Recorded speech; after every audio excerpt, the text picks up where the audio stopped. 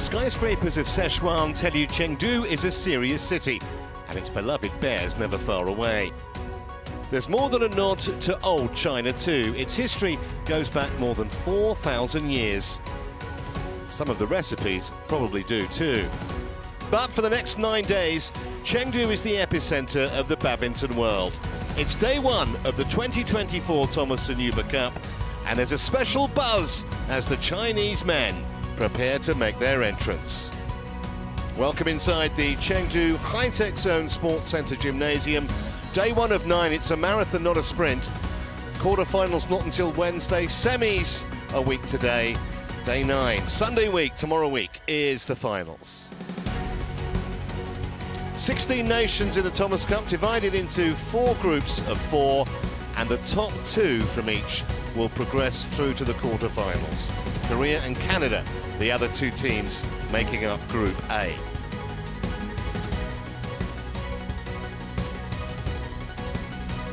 If you're with us earlier, you'll have seen the Chinese women whitewash Singapore by 5 matches to love. So they take the opening rubber, and their men hoping to follow suit. And then later, we've got Indonesia versus England. That's Thomas Cup Group C.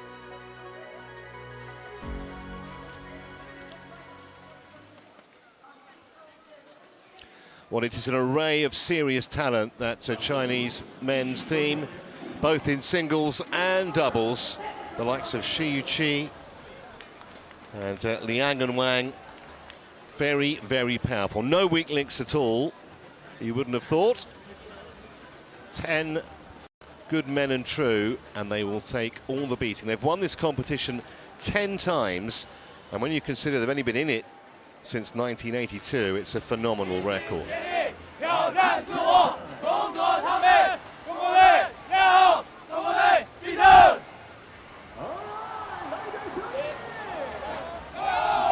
And no shortage of team spirit either. It's a learning curve really for Team Australia. 7 make up their squad. No one anywhere remotely near the world's top 100. And in fact, some of them are going to play in both the singles and the doubles. Today, that dubious honour falls to Ricky Tang. Just here, you would think, to enjoy the experience and learn from some of the best players on the planet.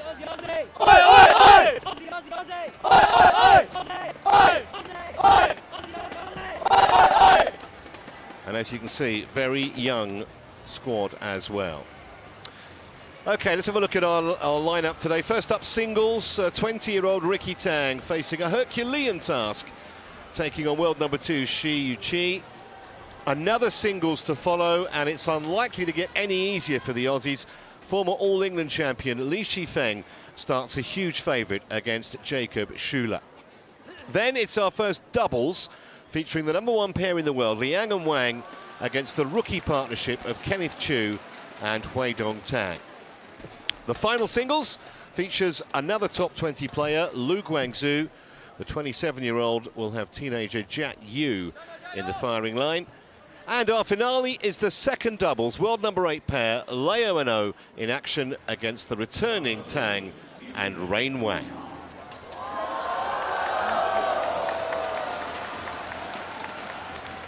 Just moments away now from our first men's singles. The officials are on court. Just turned 1 o'clock local time here in Chengdu in the afternoon. And from the crowd noise, you'll have gathered that Shi Yuqi's on his way out. Followed at a discreet distance by Ricky Tang.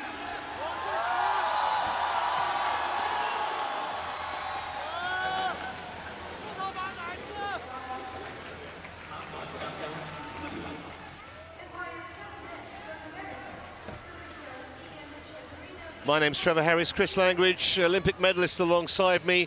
Would it be surprising, Chris, if there weren't a few butterflies in Ricky Tang's stomach right now? It's really, as I said, a Herculean task against a great player on home soil with a big partisan crowd. It doesn't get much tougher, does it? Yeah, no, definitely. This is a humongous challenge for Ricky here. Hopefully, he can settle the nerves and he can have a good start to the match. 裁判员侯明宇，中国；阮范迪安，越南。 No surprise that these players have never met before. If I was being cynical, I might say they may never meet again, but who knows? Choo now up at 2 in the world.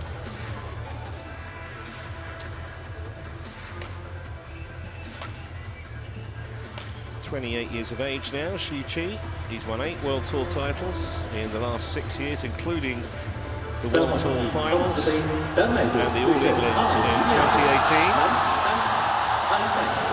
Something of a hero in these parts. He's also had an excellent start to the year. He's won a couple of Super 750 events, the India Open and the French Open, and he's got plenty of history in this competition as well. Thomas Cup winner back in 2018 when the tournament was in Bangkok, and a silver in Aarhus 4 years ago.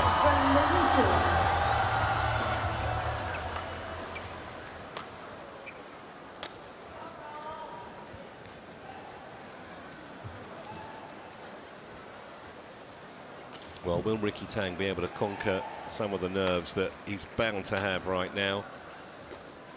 Obviously ranked way down, 159 currently in the world. He's lost his last 3 singles matches in the round of 64. He did get to the semi-finals of the Oceania Championships back in February, however. I have to say this is a serious step up from that, taking on the #2 player on the planet. I mean, what could his coach tell him, Chris? I mean, how would you kind of approach this if you were Ricky Tang? It's a big challenge. You know, the biggest thing I think for Ricky here today is to get experience on the world stage, and you know, you're playing in a massive arena in a country where badminton's so big against one of the very best players in the world, and he's got to try and handle himself in the correct manner. And what I mean is, it's very easy if he does have a bad start to kind of feel like the world is crushing down on him. And it's so important that he can control his nerves, try and get into the match, doesn't give a lot of gifts to his opponent, and just try and compete, which sounds very strange rather than even contemplating winning. But I think that is just kind of out of the realms of possibility, to be honest, just because look at the world ranking of #2 compared to 159, and I'd say that is a realistic world ranking difference.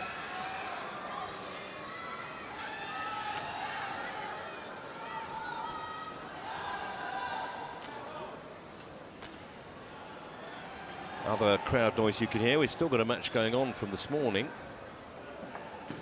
but most of the eyes in the stadium here are focused on this match. Kevin Band from the USA is in the umpire's chair.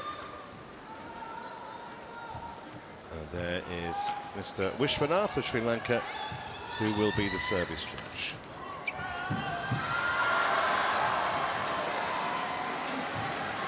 Ladies and gentlemen, on my right, China, represented by Choo. And on my left, Australia, represented by Ricky Tang. China to serve, love all, play. So here we go, possibly the most nerve-wracking match Ricky Tang's ever been involved in. Well, not possibly, definitely. Just wants to give a good account of himself here.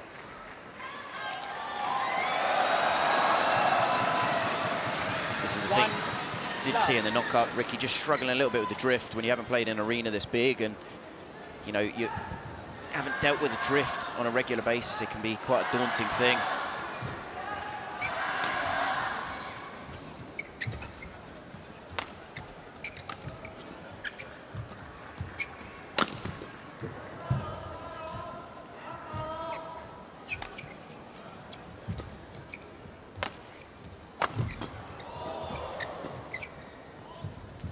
Well, that was a pity, because he was actually competing pretty well in that rally.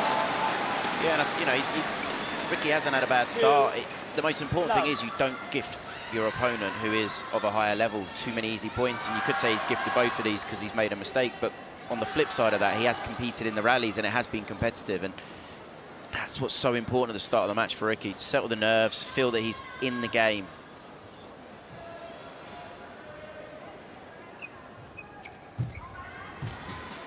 We haven't spoken much about Choo because in some ways he's on a bit of a hiding to nothing. I mean, he's expected to win this match very, very comfortably, and probably he will do. But for him, it's just a case of, you know, starting slowly, warming up, getting himself into the rhythm for what could be a 9-day event, which is, you know, the longest we get in this outside of the Olympics. Definitely, and it is a very long tournament with a lot of matches. So a team like China, who has such amazing depth, it could be a chance. Brilliant shot there from Ricky, but it could be a chance for someone like Xu Qi in some matches maybe to have a rest or have a break. This match for him will just be about getting used to the hall, feeling comfortable for the later rounds. Well, that should make Tang feel a lot better. He's on the board and on the boarding style as well.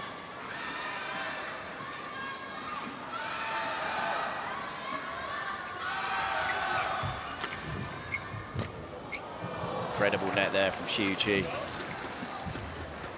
Service over. 4-1. I do think that's an area where there's going to be a significant difference between the two players. I also think with the accuracy of the attack, that's just because Xu Qi is, you know, he is #2 in the world for a reason. 5-1. It's important now for Ricky that he can just try and control this situation slightly and not allow Xu Qi too big a lead this early part of the match.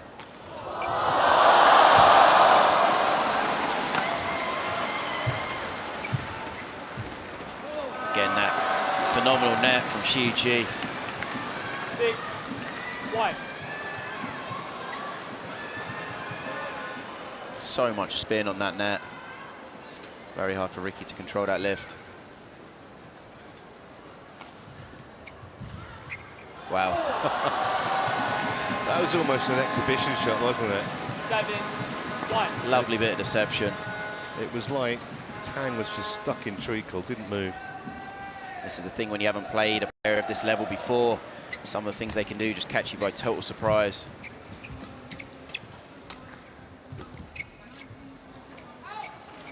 Again, just struggling to control that drift from Ricky. 8-1.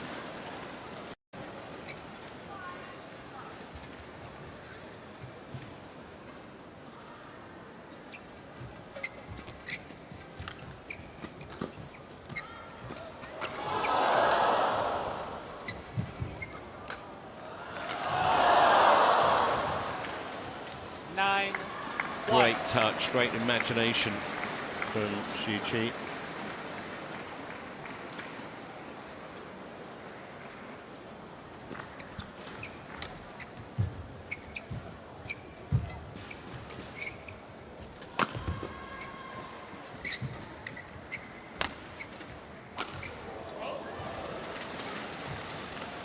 This is where now for Ricky Tang, it's going to feel so tough. It's just all kind of slipping away from himself. It's just the golfing level is really tough to contend with. I mean, tactics to an extent are kind of irrelevant in this situation, because the golfing difference in ability between the two players. Well played, the Aussie. And that was nearly, you know, nearly a Matrix moment there from Xu Qi. 10.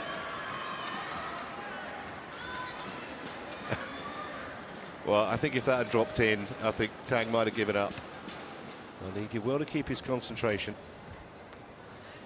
That was on the line, though, and a very healthy lead at the mid-game interval. 11-2. Xu Qi in front.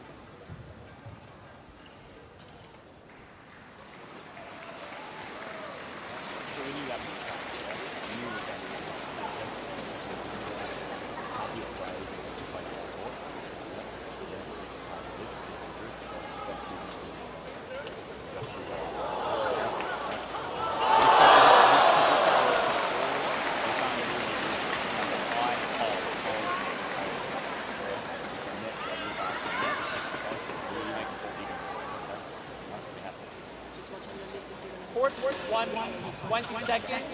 Court 1, 20 seconds.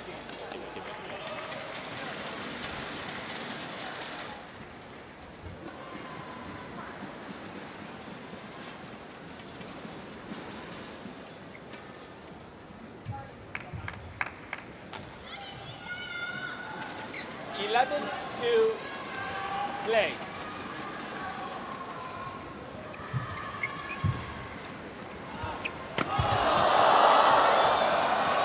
Could have gone either side there. She very short from Tang. 2. I think it's you know, it's evident the difference just with the level of badminton in the country. You know, China obviously a massive superpower, and Australia, I'd say, are a fairly young country in regards to badminton experience. A lot of the men's team in Australia are not actually full-time as in professional badminton players, where obviously all the Chinese, every single player in their squad is of the very, very highest level, and it's just kind of evident in this match.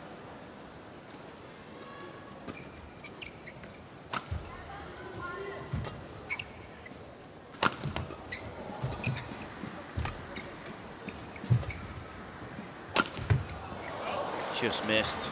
He's good. I was about to say, he's actually got quite a good jump smash, Tang. Yeah, it's just getting that opportunity to use it, and it often does stem from having good enough net to be able to put your opponent in trouble. 2号场地尤国杯，印度尼西亚队对阵中国香港队女子单打。 He's missed with a couple narrowly, and he certainly gets a decent amount of power. Part 2, Uber Indonesia versus Hong Kong, China. Women's single. 15. versus Yong Sami. 裁判员拉克普里亚，斯里兰卡。发球裁判员马士德，瑞士。 Empire, North Korea, Estina. Bit of deja vu, I think, for the Australian. From Switzerland.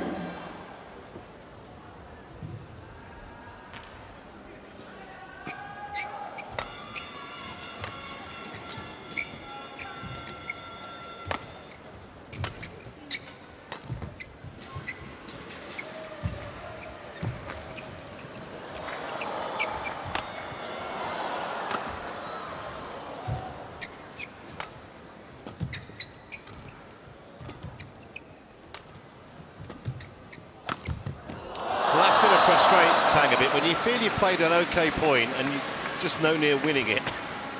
Yeah, just unfortunately when he does the cross lift there, the shot quality is not quite good enough. You can see when Choo plays it, he's not wide enough, he's not off balance enough, and if you give him that half chance, Choo is so accurate. Earlier on this morning, I was speaking to the Australian coach, Ross Smith, just about how things are in Australia, and you know, it's just such a different environment than obviously the Chinese would have, just with, you know, they have a good setup and a good kind of situation and a good system that's growing, but a lot of their players are so young and they don't have the experience at the higher level, and the support that they get, it's not the same as the players from China, just because the financial contribution from the government isn't the same. And it's just because the sport is so big in China, you know, it's one of their super sports, they're a superpower of, and in Australia the sport's just very, very different. I think also in Australia, because it's such an outdoor culture, that probably doesn't help either in terms of trying to, you know, raise the badminton profile and produce talented players, men and women. 18. I think it's so hard in some countries for badminton to jump over some of the other sports. Just, you know, if I take England as an example, there are many sports in England that are very popular in England but not quite so popular in other countries, and badminton now is such a massive sport around the world. And some countries, China as an example, is, you know, growing faster and faster, and some of the other countries just really aren't, and they're struggling to keep pace. Brilliant again. It's just a beautifully crafted point, wasn't it, from Xi? 19-3. Again, you can just see how short that lift was, and Xi devastating power on the attack. Brilliant, absolutely brilliant again. So after only 10 minutes on court, as many game points as Choo needs.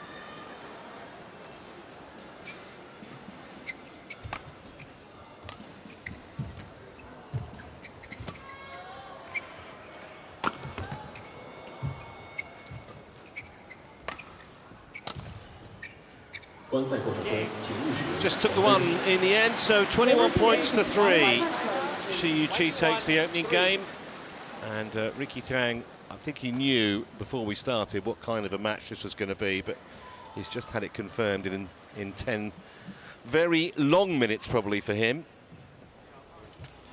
He's got to do it all over again in a moment.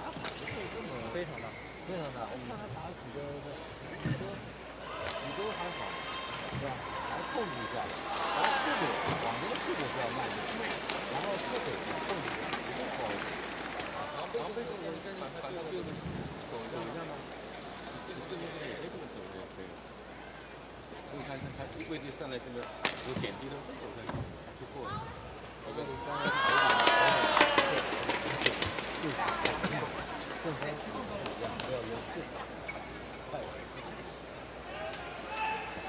开始已经正常。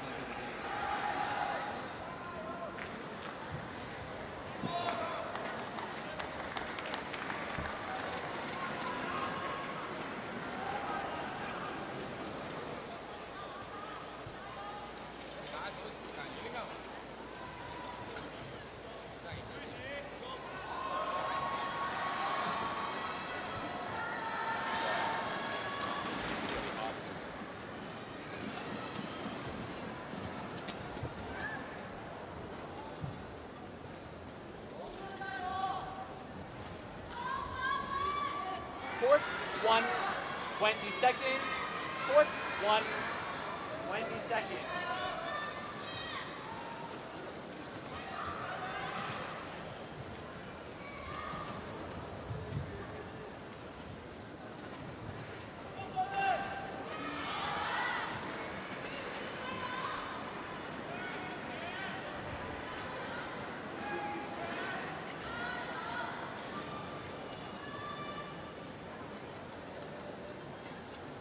Another thing here for Tang is to make sure, well, first of all, he doesn't let his head drop, and secondly, keeps on making maximum effort, exactly as he's done so far.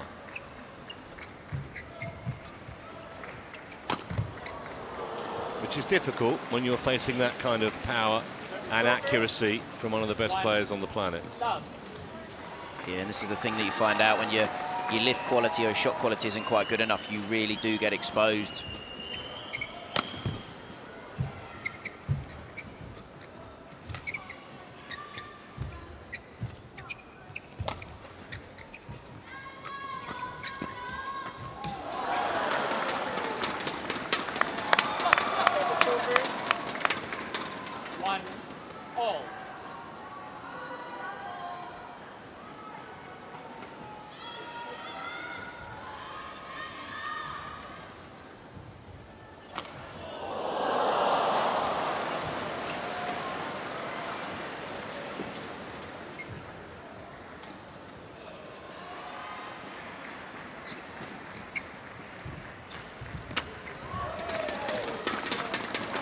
You can say he was in front against Chi in a game.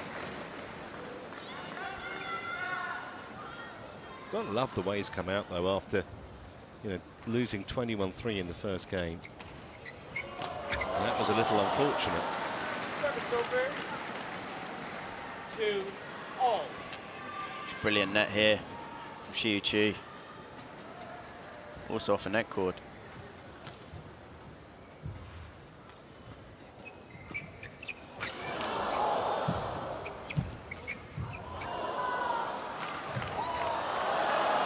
He's going to have nightmares about that shot tonight, isn't he? Yeah, Ricky Tang, he's really struggled with that. It's that backhand hold from Chi. You know, he's not played against it before. He's not really seen it enough, and it's caught him quite a few times so far in this match. Oh, well done. Service over. 3-all.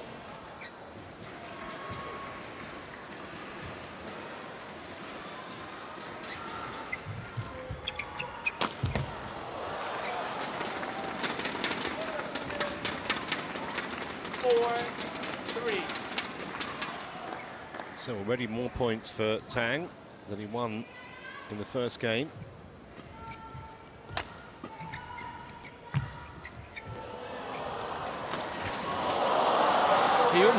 He almost stared at the shuttle there like he could quite believe the shot that she played. It's the thing when you give Chi that much time on the shuttle. He can play any shot he wants, and it's so hard then to try and predict where it's going. So he's got him on the run now. Definitely, though, we've seen a better second game so far by Ricky.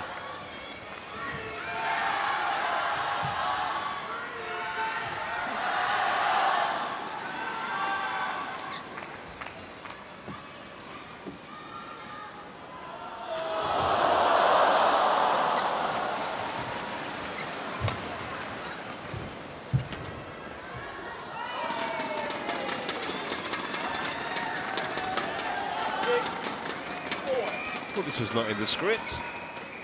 She being put under a wee bit of pressure here by the man ranked 159 in the world.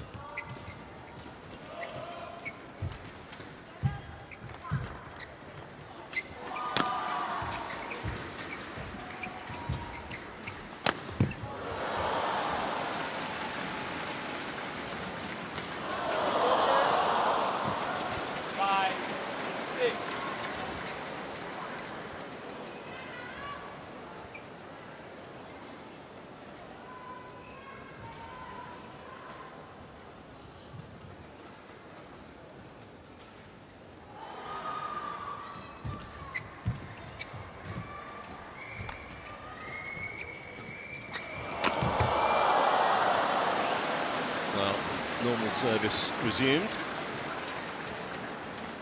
6-all.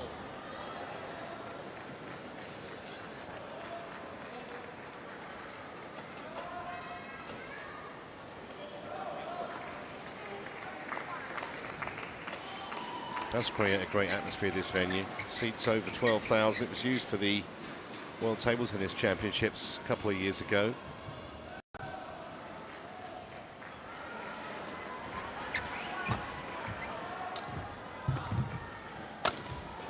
Great shot. Yeah, brilliant there from Ricky Tang. Fantastic placement on the overhead. Worked the rally, got the opening. You can see there. Really good.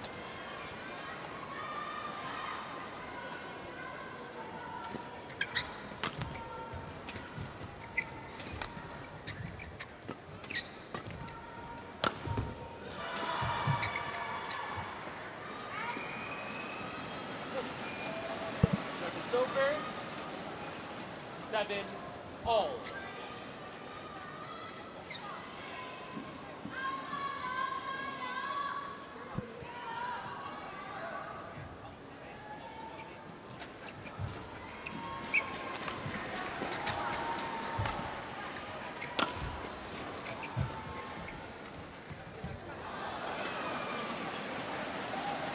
Well, it wasn't the worst idea, just not quite the execution from Tang.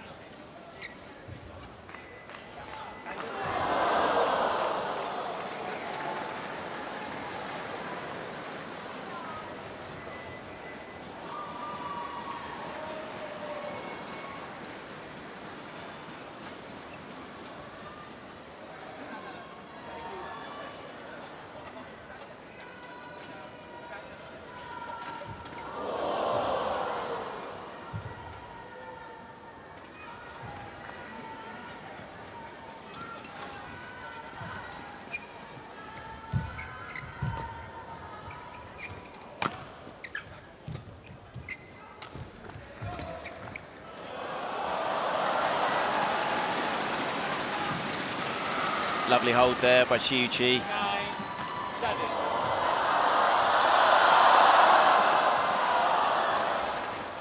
This is the big thing when you haven't played a player of this caliber. He's not used to the holds, the turns.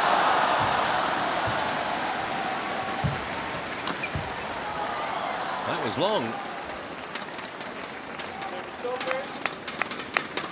8-9.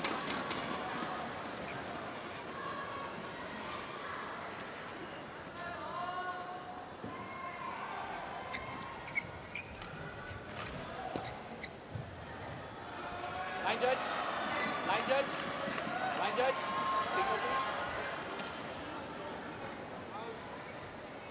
Called it out. Service over, 10-8.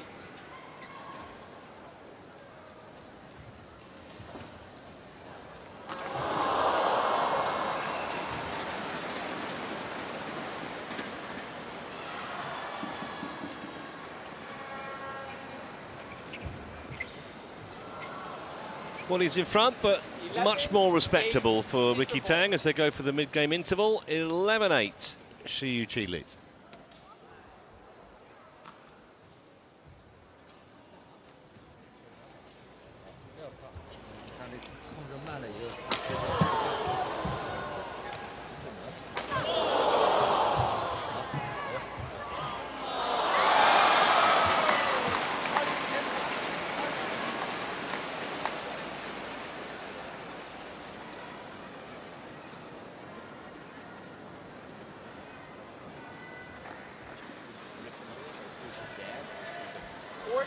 1, 20 seconds. 1, 20 seconds.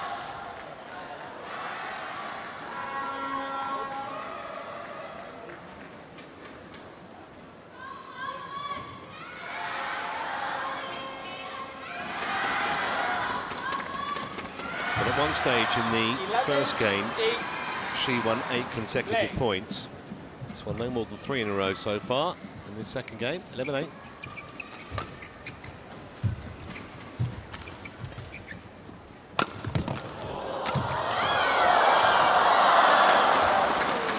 Another brilliant rally there from Ricky Tang.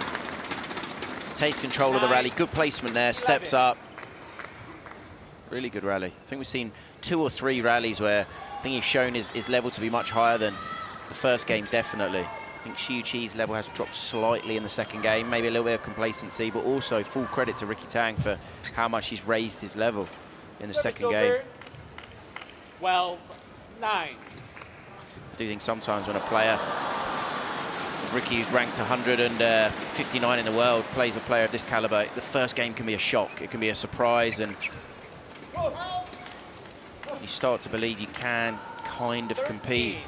9. Second game's been a much, much more competitive game.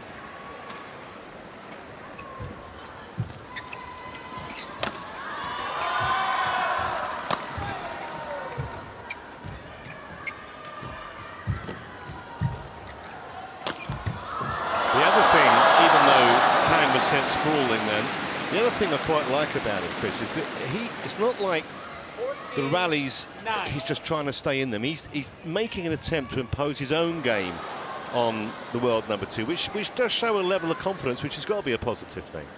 Yeah, you know, he knows he's got to take it on. If he gives Chi too much time on the shuttle, even like that one there, it's just a bit short. Chi's attack today has proved far too good for Ricky Tang. He knows the only way he can try to win, Ricky, is to try to take the game on.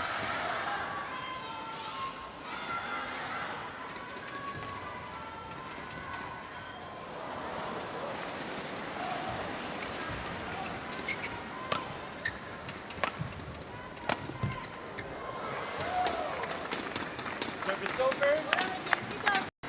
10-14.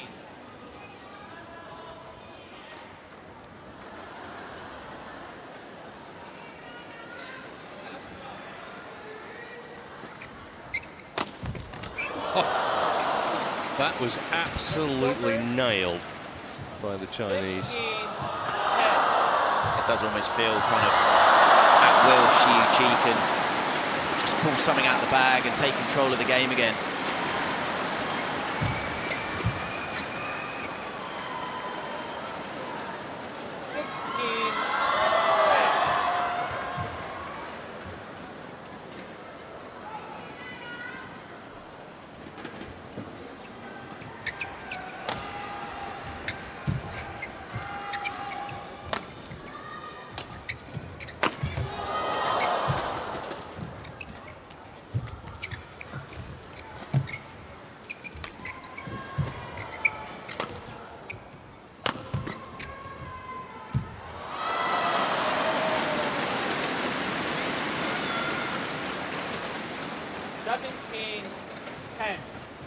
It's one of these difficult things for Ricky. He is trying to take the game on. He is trying to take control as best he can of the match, but then this is where some of the unforced errors do creep in as well.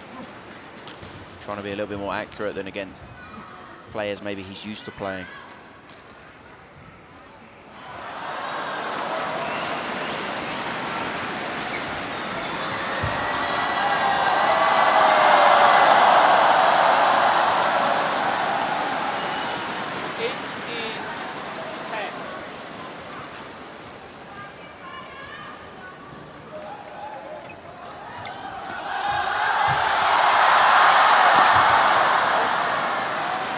Finish line is in sight now for Chi.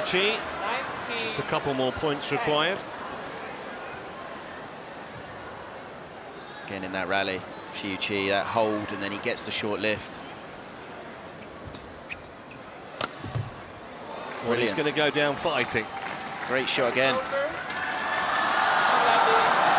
we have seen moments from Ricky of, you know, of very good level. It's just been a few moments in this second game. I think we've had 4 rallies where he's kind of shown he can play at a much higher level. And again. 12-19.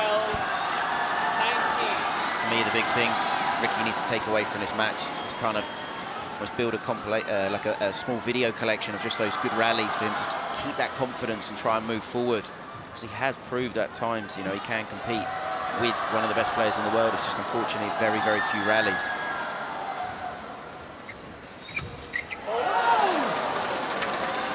And again. 13-19.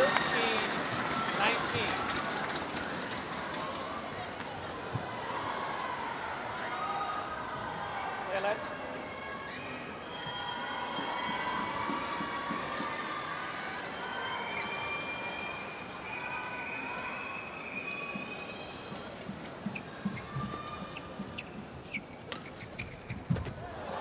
Wonderful shot again. Deception has been a really potent weapon. Match point 13. So 7 match points then for the world number 2.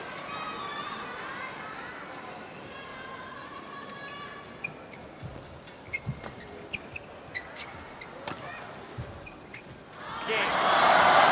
28 minutes is all it took.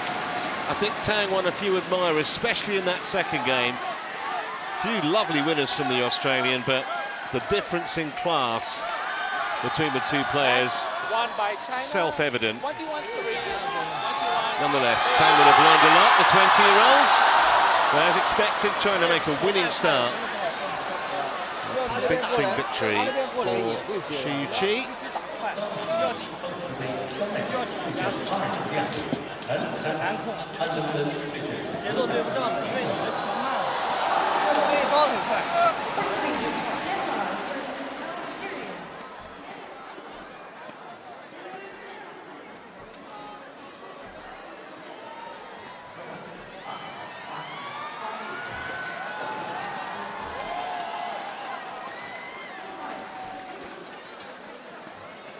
So confirmation of that scoreline, 21-3, 21-13, 28 minutes, the official match time.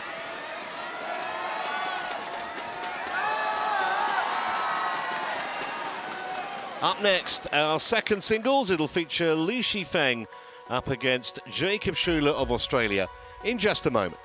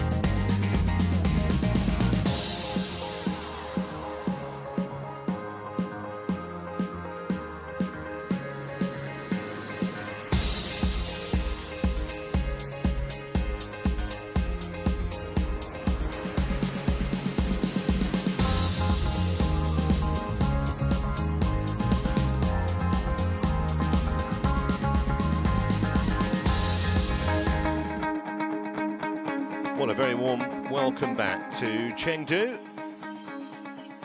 capital city of the Chinese province of Sichuan. It's actually the 4th most populated city in the country, 21 million people live in and around Chengdu. We've reached our second match. It brings together Li Shifeng of China and his Australian opponent, Jacob Schueler.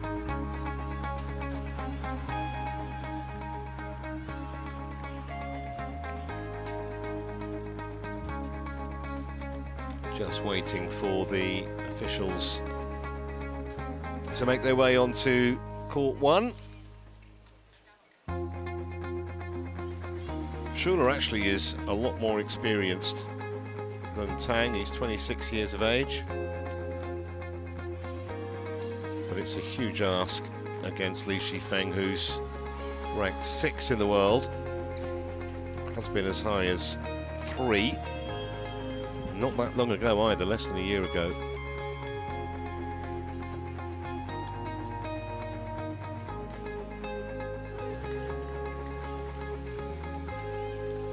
And now we do have our umpire and service judge on court, so I'm guessing that the player entrance announcement is imminent.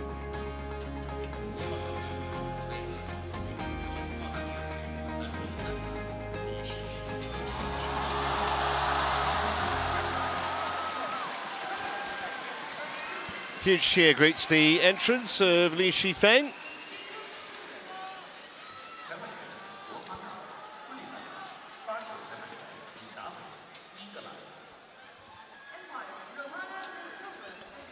You look at it two ways really with Jacob Schueler here, in the same way that we were saying with Ricky Tang, when there's no expectation he's going to win the match. Just about putting on the best show he possibly can.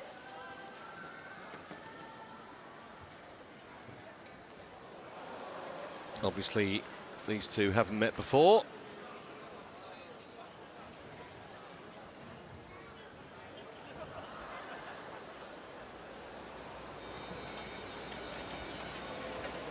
There's confirmation, it's their first meeting.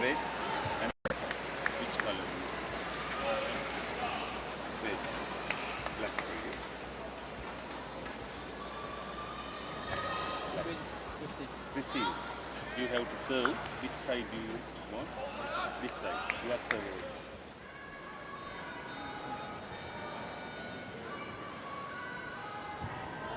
So Li Shifeng wins the toss and straight away wants to put the pressure on his opponents. His receive.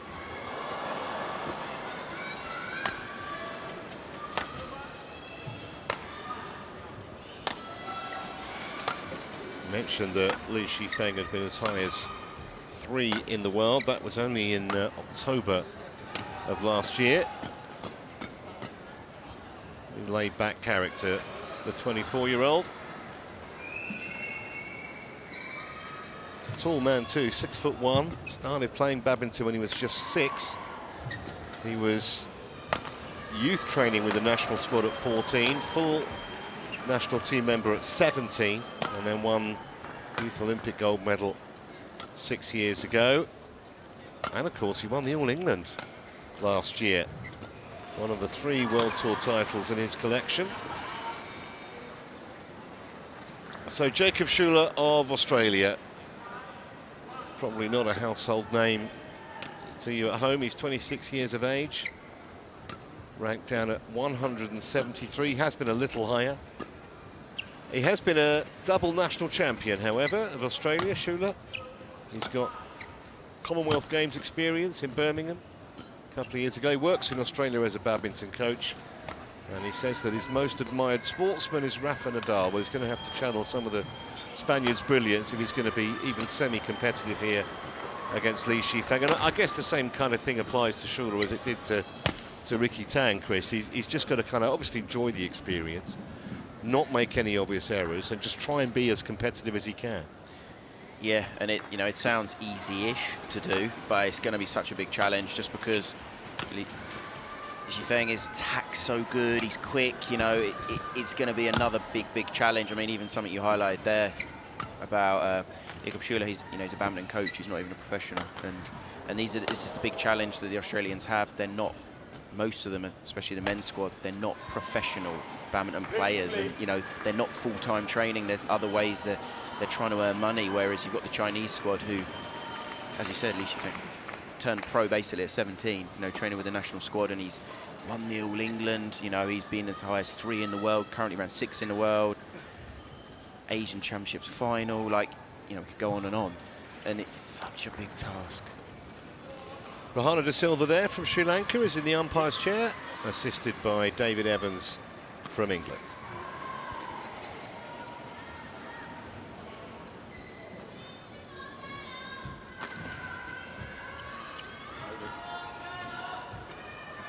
Ladies and gentlemen, on my right, Australia, represented by Schueler. And on my left, China, represented by Li Shifeng.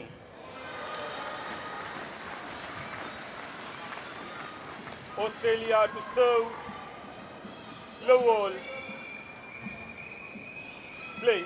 So Schueler gets this second match of the tie underway.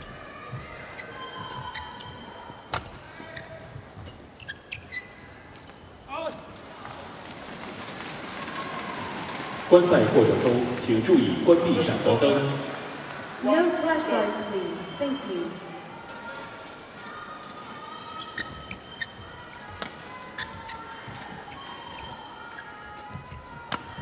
Nicely put away. Service over, 1 all.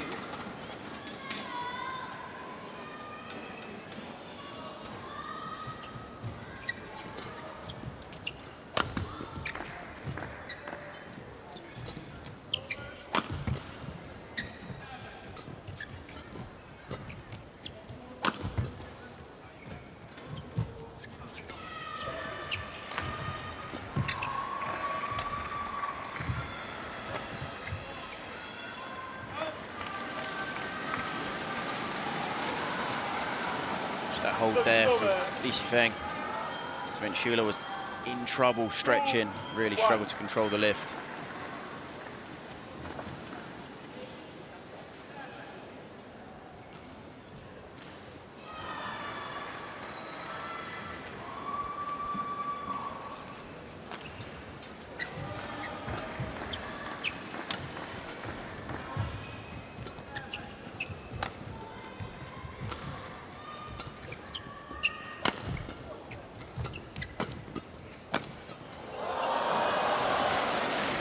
Schueler's got to be a little bit careful to engage too much in the flat game. 3-1. I think that's going to, you can see there he's just not quite ready when he's injected pace himself. Put himself in trouble.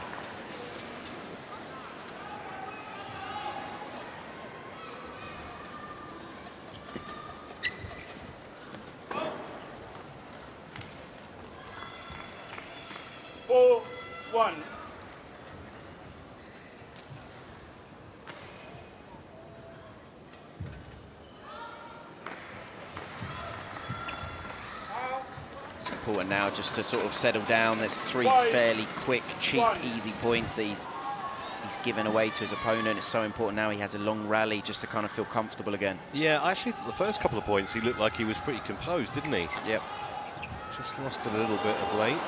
This is the thing now, when you do have a few cheap, easy mistakes, you start to overthink everything and you start to become more tense. And you can see the movement there, quite rigid. No real change of direction when he got sent the wrong way. And again there, another easy one. 7-1. When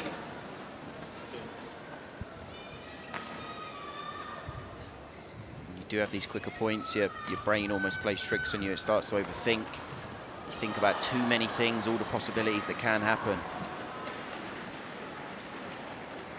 And you become slow at moving and a little bit tense when you're striking the shuttle. Service over, 2-7.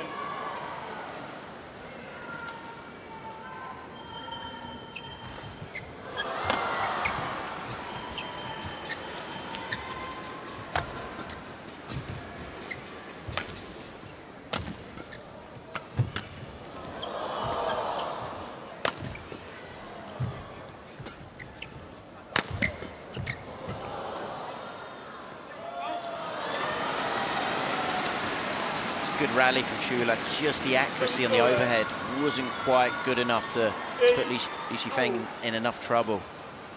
Smashes were kind of going down the zip lines of the court rather than nearer the outside lines.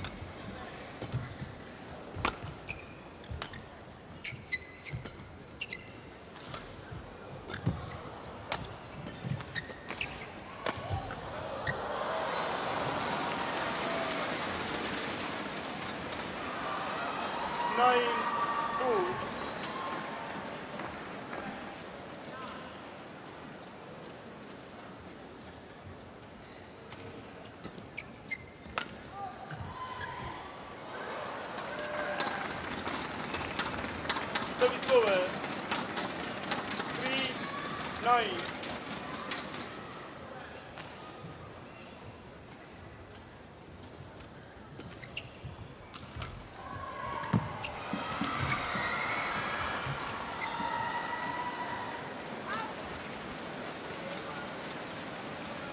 Service over.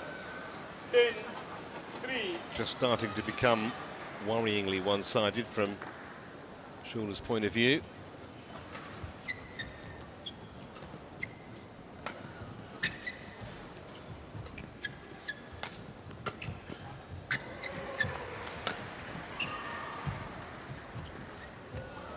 So a big lead for Li Shifeng at the mid-game interval.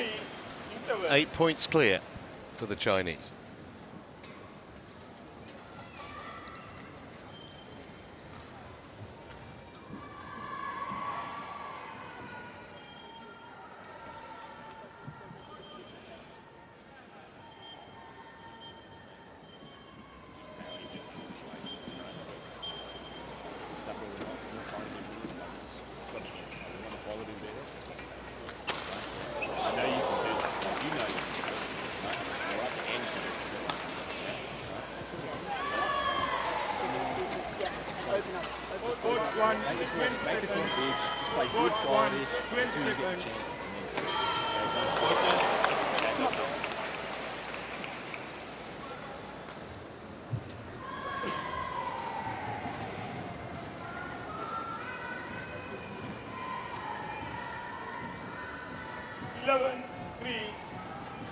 Play.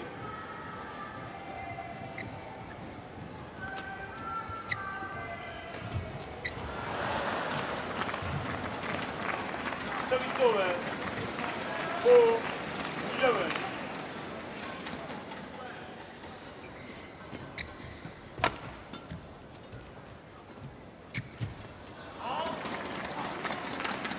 It's two cheap mistakes from Li Shifeng after the break. 11. Two gifts to allow Schueler just maybe to relax and get back into the match.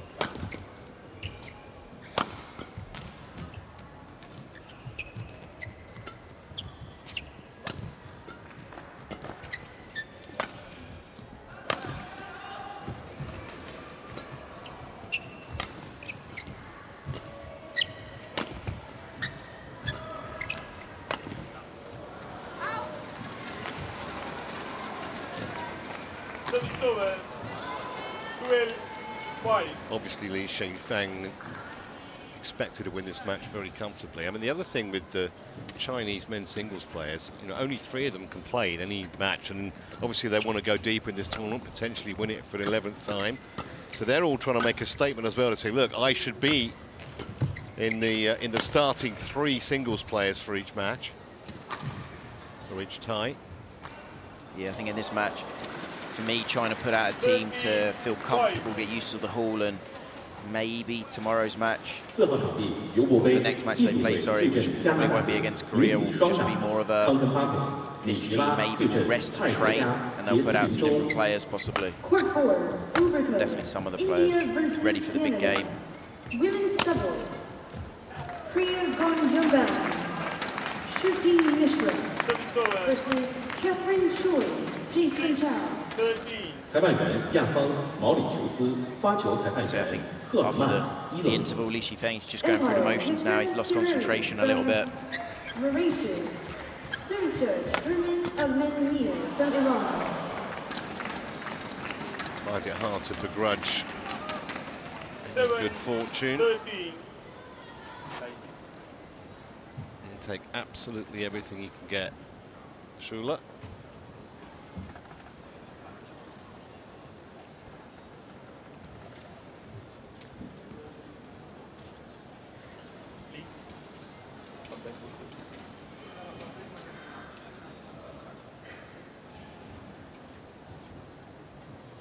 Thank you.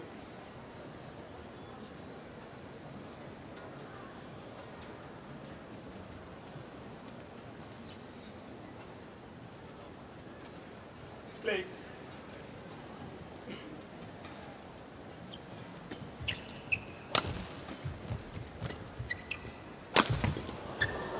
great pickup. Yeah, he absolutely earned that point. This is the thing, you give your opponent a little bit more time, a little bit more belief, and seeing quite a different match. Similar to the first men's singles in the second game. Oh, that was a misjudgment, and for the first time this afternoon, we're going to Hawkeye. Each man has 2 challenges per game, and if they're correctly, keep it.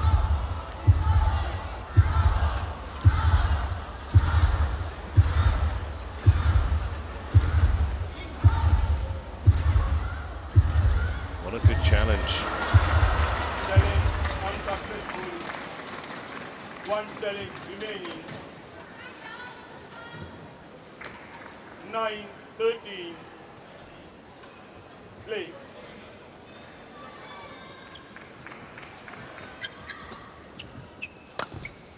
It's going to drift wide.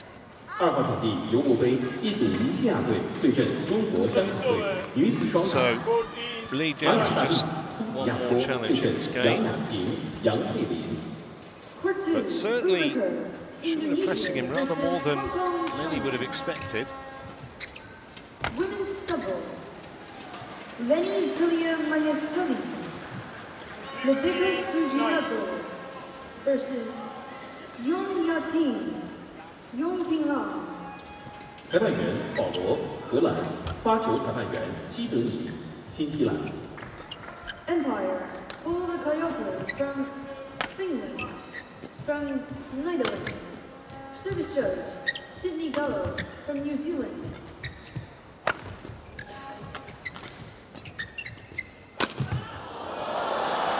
That was travelling.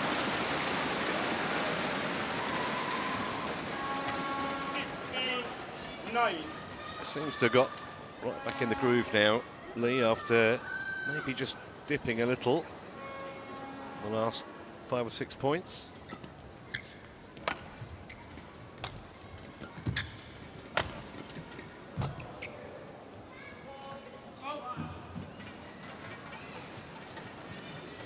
Still feel Ishifeng is just really going through the motions here, just moving the shuttle around, trying to get comfortable in the conditions. He's still got another couple of gears to go up if he really wants to or needs to.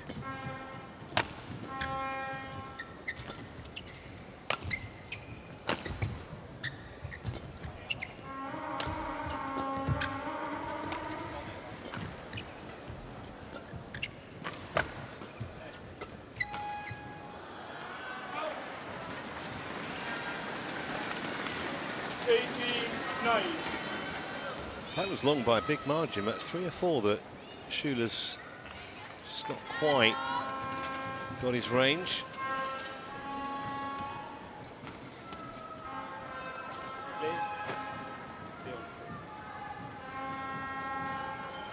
And here's one of the biggest things we find when a player who's slightly less experienced in a big arena, the amount they'll hit short or lift out just because they're not used to the conditions. Generally, they're used to playing in a smaller arena where the conditions are so different. Bigger arenas do play very differently. More air, it's harder to control the drift.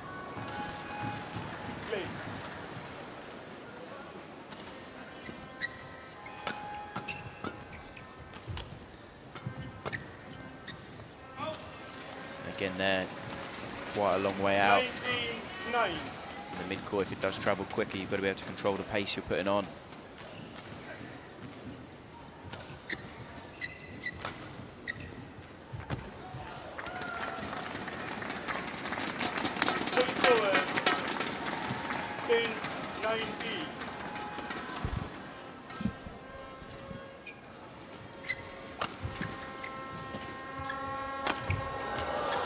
Just too much angle.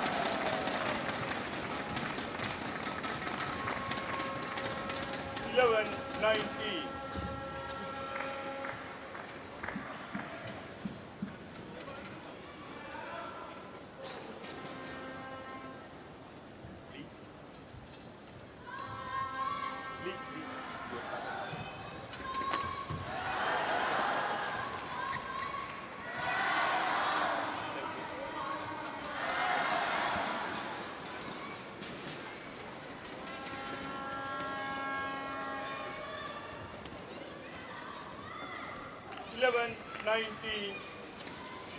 Play.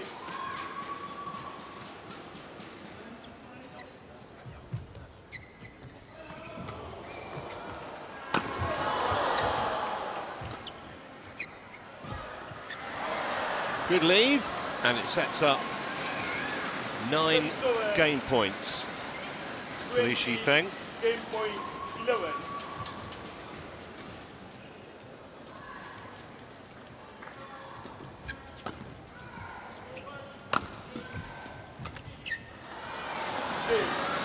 So in just 15 minutes on court, Li Shifeng takes the opener against Jacob Schueler.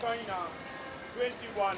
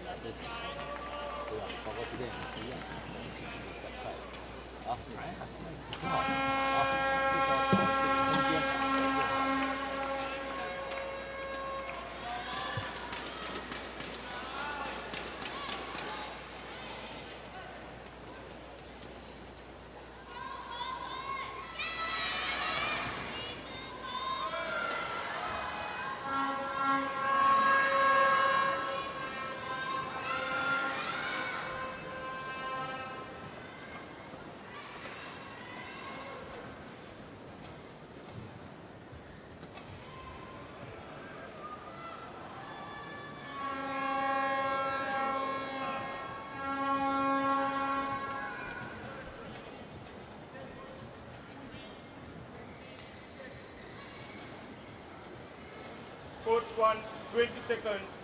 Court 1, 20 seconds.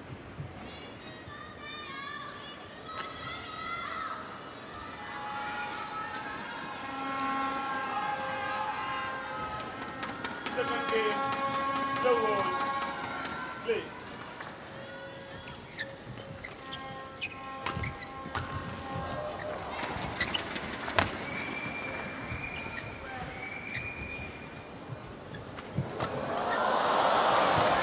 Well, he was kind of in control of that point shooter until about the last 3 or 4 shots, and then Li Shifeng just turned it round with some great net play.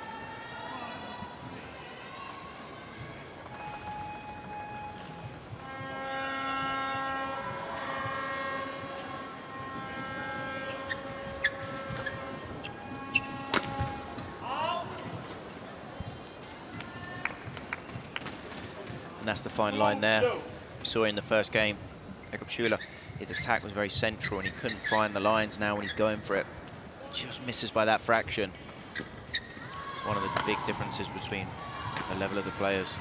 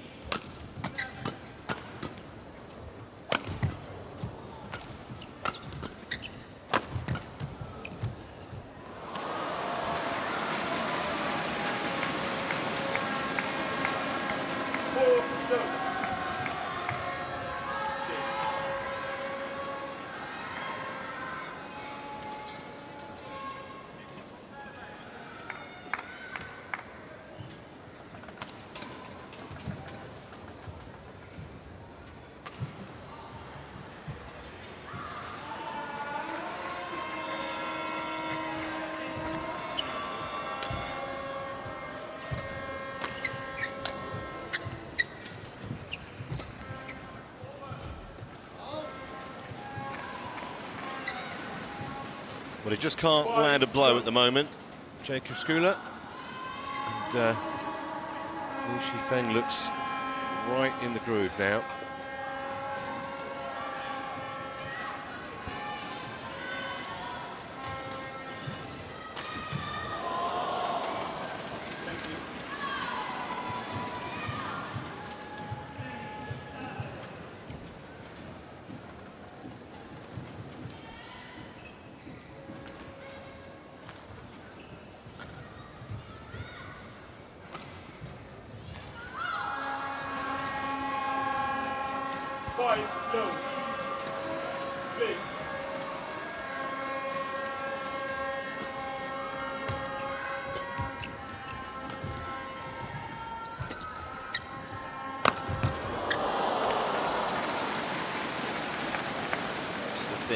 Liu Shifeng gets the attack. Almost every time he gets it, he's in a good position here. Not going to quite see his feet, but it's a short lift. Good attack gets through. Whereas the reverse of that every time Schueler's attacking, he's slightly off balance, slightly out of position. Really struggling to get through the defense of Liu Shifeng.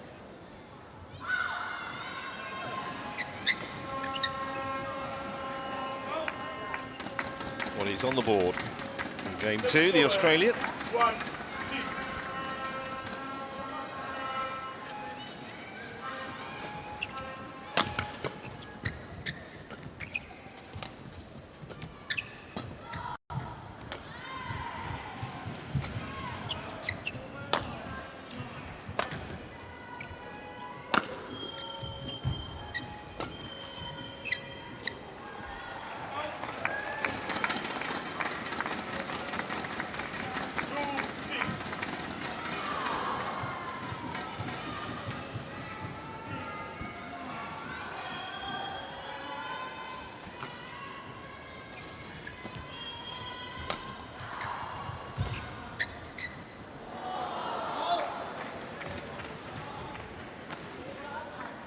Service over, 7-2.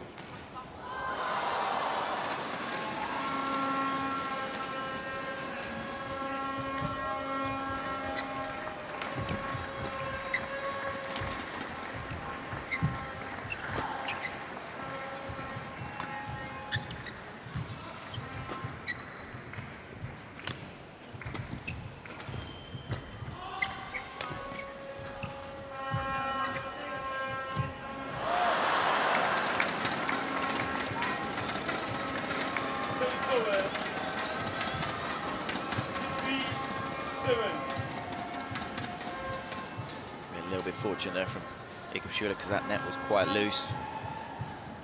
Liu Shifeng just got his footwork slightly wrong. That was close-ish, and it's persuaded Lee to challenge it. Definitely think that's worth a challenge. It was really close.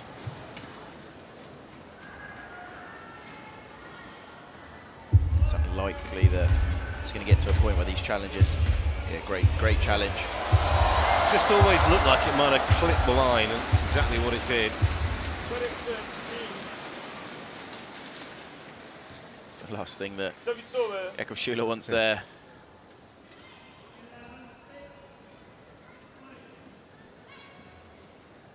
Having to work really hard for every point that he wins. 8-3. Play.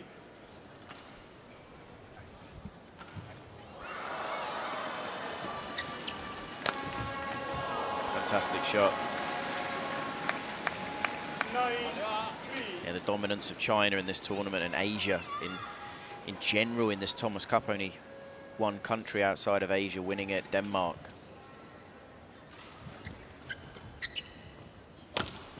Yeah, the only country to have competed in every event, the Danes.3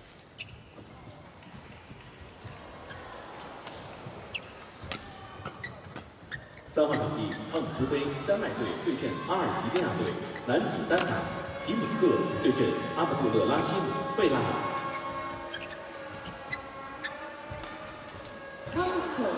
Great gap. Really good rally here. Men's single. Romas Inky versus Thomas Abraham Well, that's a massive point for Schueler to win. Just a single point, but it was a terrific rally. And there was a wonderful pickup from the Australian right in the middle of it. Yeah, this is probably one of the best rallies that we're gonna see today from Jakob Schueler. Maybe one of the best rallies he's played this year. Definitely one that he'll want to watch again and again. But just talking about past winners of this tournament, I was more surprised some of the past winners of the Uber Cup, just because the first 3 that were played actually was won by America, which really did surprise me. Just going back quite a long time, but yeah. Look at some of the previous winners of that tournament. China being incredibly dominant in the Uber Cup. Yeah, they've won 15 times, 10 of the last 13. Yeah. But they're not the defending champions in either the Thomas Cup or the Uber Cup. Which is an amazing stat in itself, with the dominance that China's had in world badminton over the last sort of 15 years.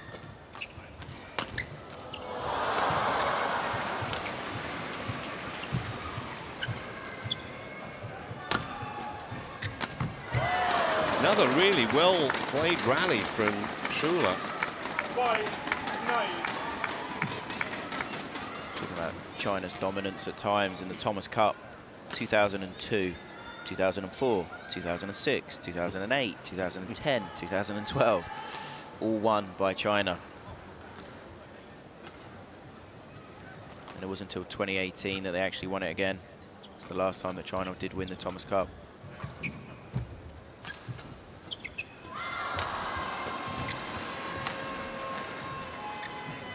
Going to drop in. Yeah, perfection. Fantastic placement. 10-5. Yeah, Thomas Cup was the idea of Sir George Allen Thomas, who was a successful English badminton player in the early 1900s, and he was inspired by the Davis Cup in tennis and by the Football Cup, the World Cup in football rather. It was first held in 1930. So we've got an interval here with Li Shifeng in control, leading by 11 points to 5, and already a game up.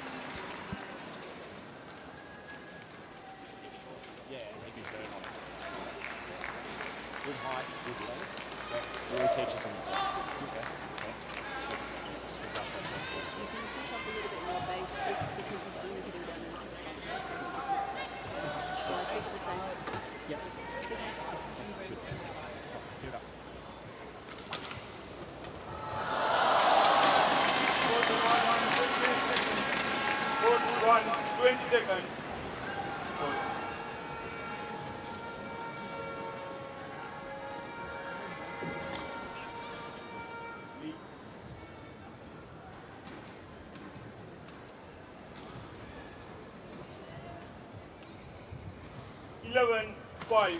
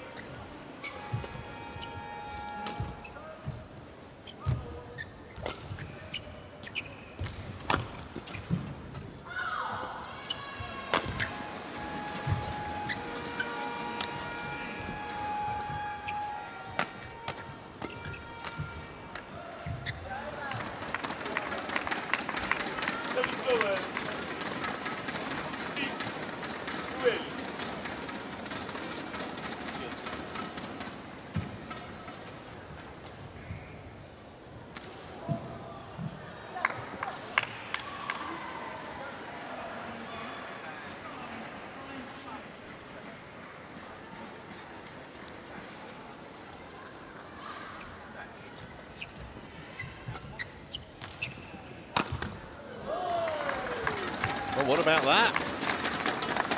It's got the rest of the team impressed.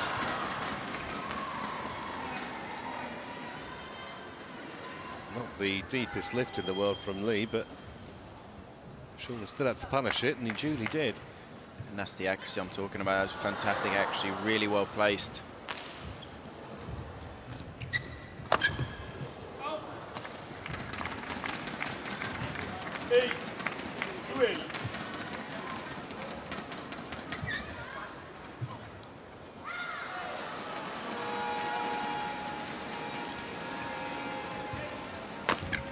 And again. Wow. You know, where's this been previously in a match? Last two overheads he's hit, incredible accuracy. I mean, that was absolutely perfection.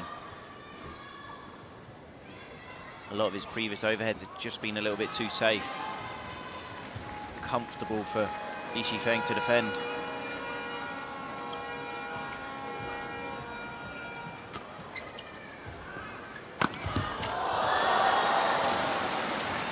Well, put away convincingly enough, but Schueler was a little unlucky there. The net cord certainly didn't help him. His lift, considering the net cord, actually wasn't terrible. Just really well placed by Li Shifeng. It's just the time that he has to get behind it. Li Shifeng there just showing his opponent how accurate he also is, how dangerous his overhead can be also.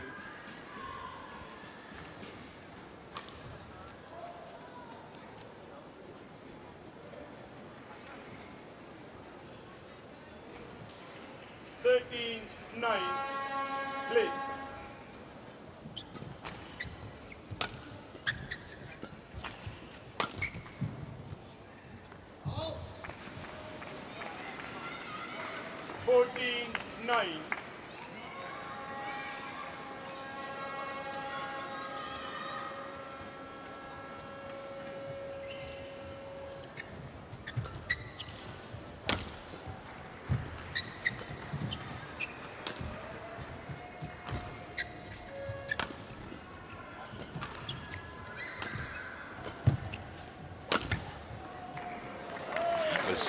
Perfect accuracy. That actually scraped the paint off the line from Schueler. 10-14.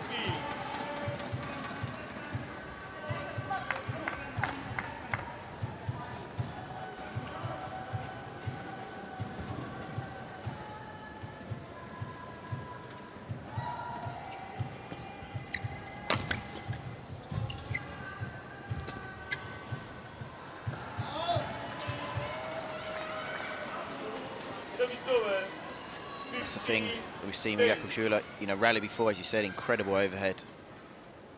Really did well to win that rally, and then there, just a comfortable gift. Simple lift out the back, struggling to control his, well, the drift in the hall.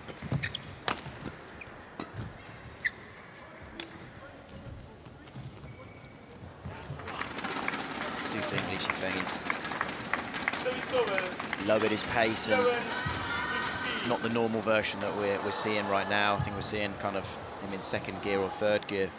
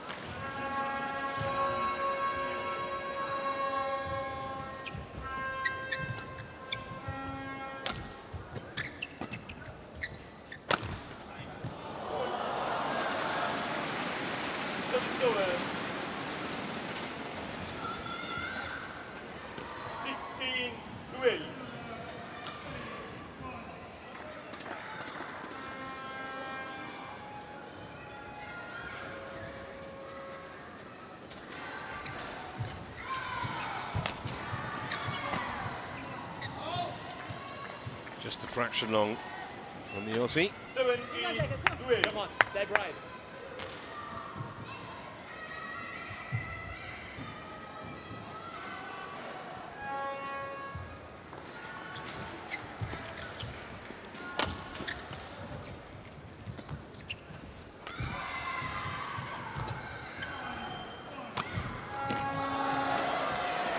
Great angle on that from Lee.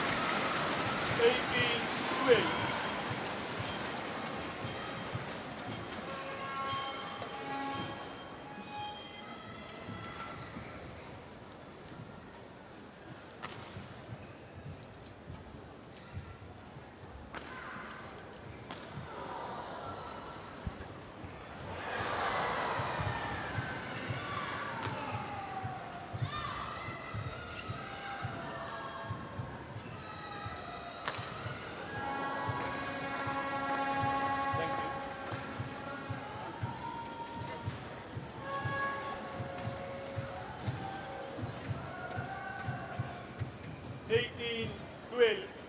Play.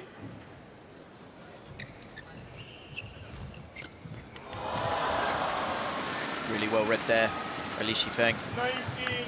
19-12. Plays the net shot, keeps a high base. Slightly loose there from Jakob.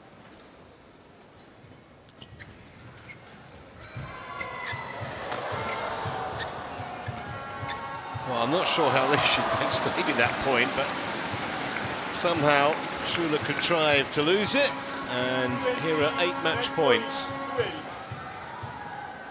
for the Chinese.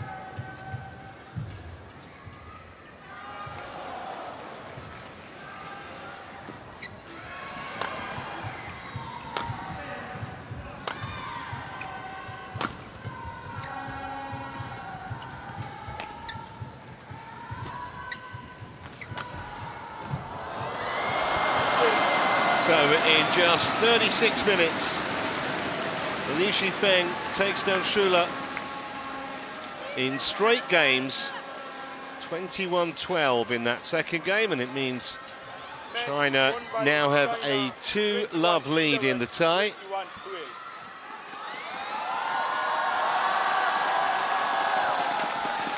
Not a scoreline that's going to surprise anyone, I don't think.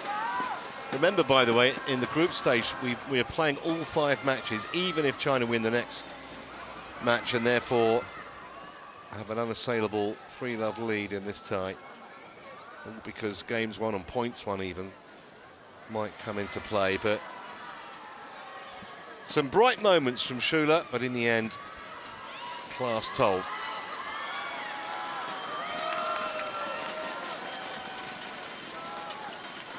(21-11), 21-12, 36 minutes, the official match time.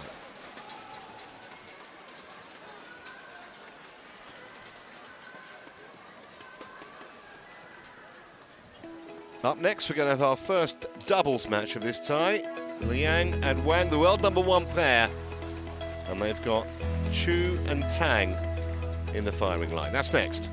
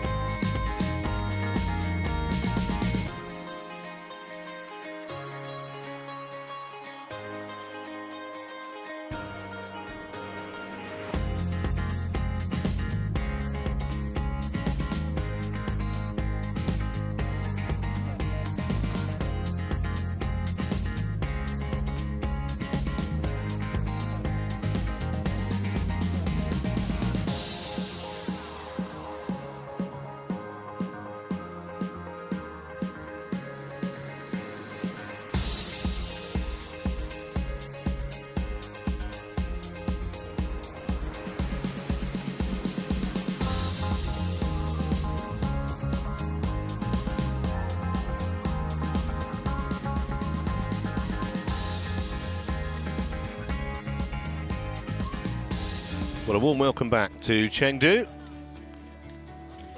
We're enjoying our coverage. First of 9 days of coverage. We also have coverage on court 2, incidentally. But we're focusing here on the show court, on the host nation, who have a 2-love lead against Australia. And next up, we shift the emphasis to doubles. Yang and Wang, #1 pair in the world, up against Kenneth Choo and Tang.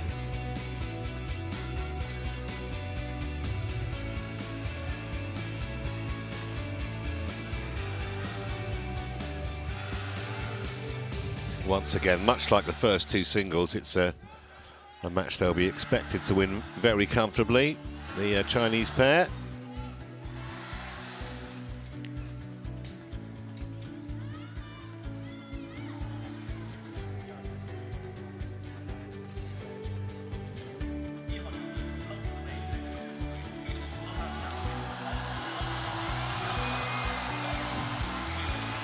So the world #1 men's doubles pair make their entrance to raucous cheers from the home fans here in Chengdu.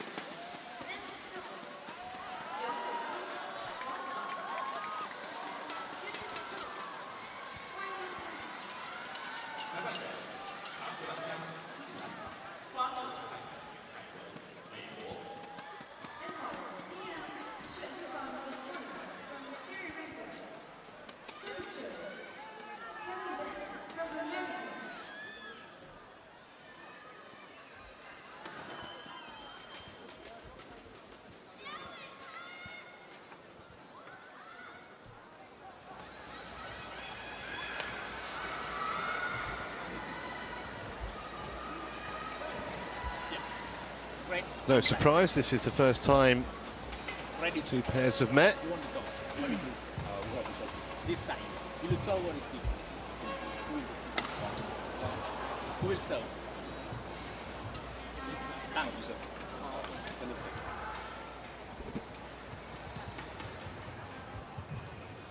Well, this is going to be another baptism of fire potentially for the Australian player of Choo and Tang.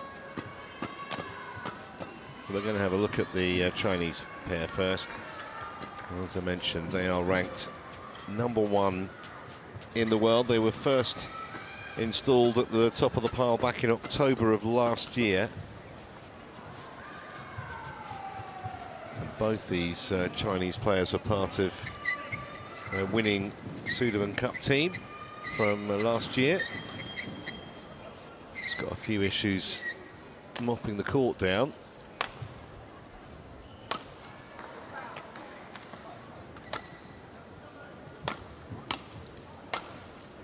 Presume that the umpire might add on a bit of time for that. They've only got 2 minutes knock-up time anyway.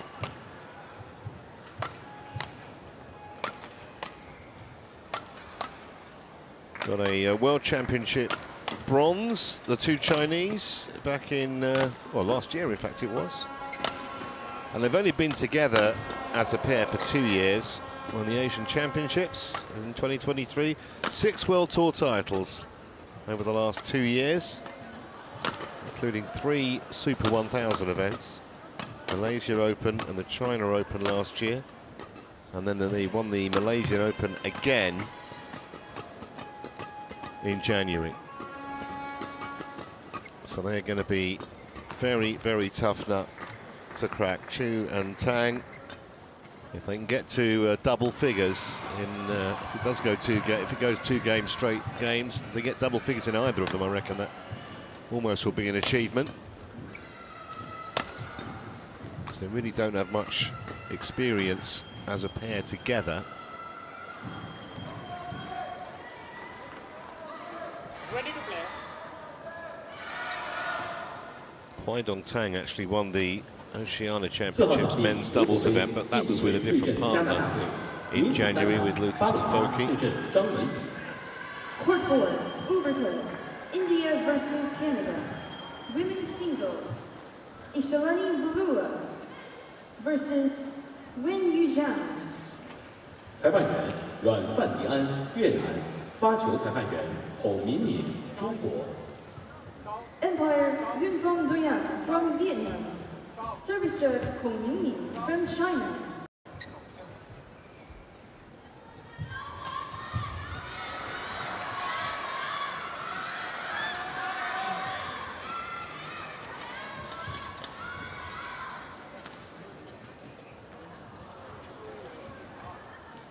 Chaturanga Vishwanath of Sri Lanka Australia represented by in the chair with Kevin Barn as his service judge of the States. And on my left, China represented by Liang Wei Tang and Wang Chang. Australia to serve, Kenneth Che Hoi Choi Cho, Wang Chang, Lobo. Play.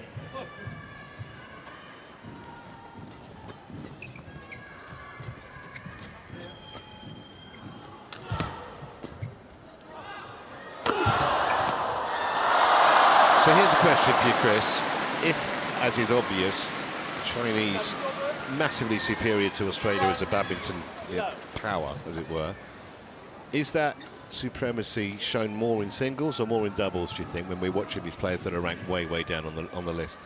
It's so tough to say because, you know, in men's doubles, this level, this game could easily be, you know, the blink of an eye because the first 3 shots are so important. And if the Australians struggle on the defence, which we saw in the first rally, just because Liang Wei Keng hits it very, very hard, you know, this could be a very quick game. They are #1 in the world, the Chinese, but then in the men's singles we just saw, you know, the two, Chi 2 in the world and Li Shifeng 6 in the world again. It's just the power, they're not used to it. And also they don't play men's doubles together, the 2 Australians. So Yeah. Choo here on the left, he's probably the most experienced in the whole team, but he's a mixed doubles specialist. This is really sort of getting thrown in the deep end, as it were. You know, you're playing the world #1s. You're not a organised doubles partnership. You're not used to playing together, and we've seen here 4 rallies being very, very quick. 1 minute gone. Yeah, it doesn't bode well so far, does it, for Chim and Tang? Hopefully they can work their way into the match, at least get a few points on the board.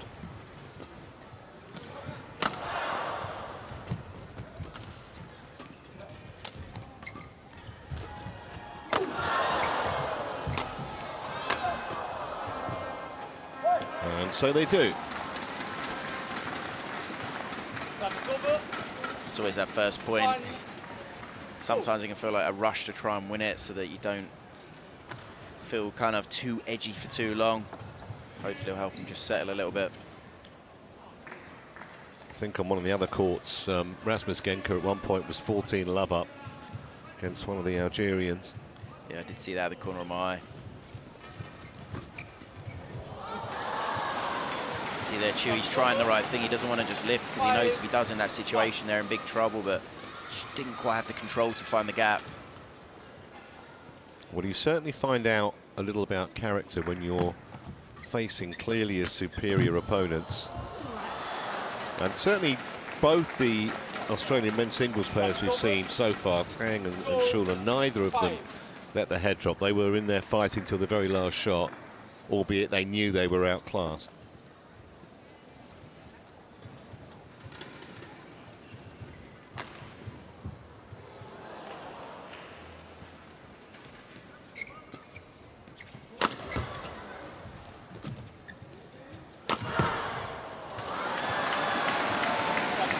Placement from the netman, Wang Chang. Here you can see it goes right hip of Tang. Just kind of traps him.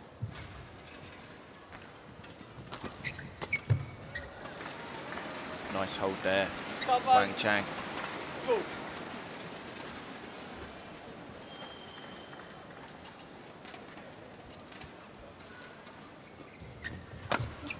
Oh, so often so effective, straight down the middle. 3-7.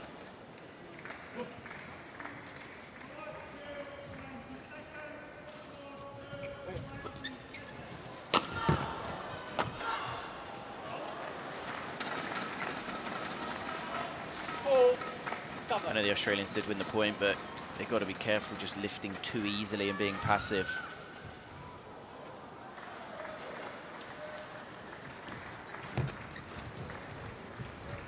Oi. That's a fantastic angle. Moment of brilliance there. Pretty good block, holds, waits for his opponent to move, and then puts it on the line.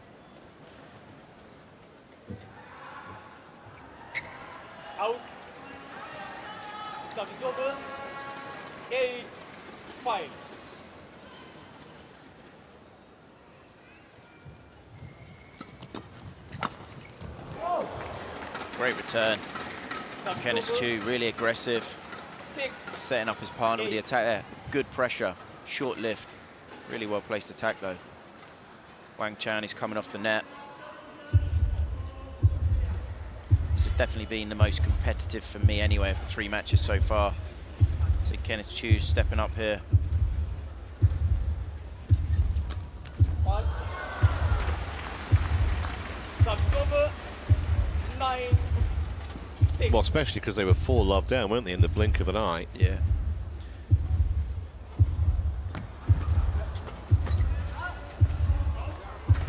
Still is an incredibly quick game. Around the 5-minute mark. 7. Played 16 rallies.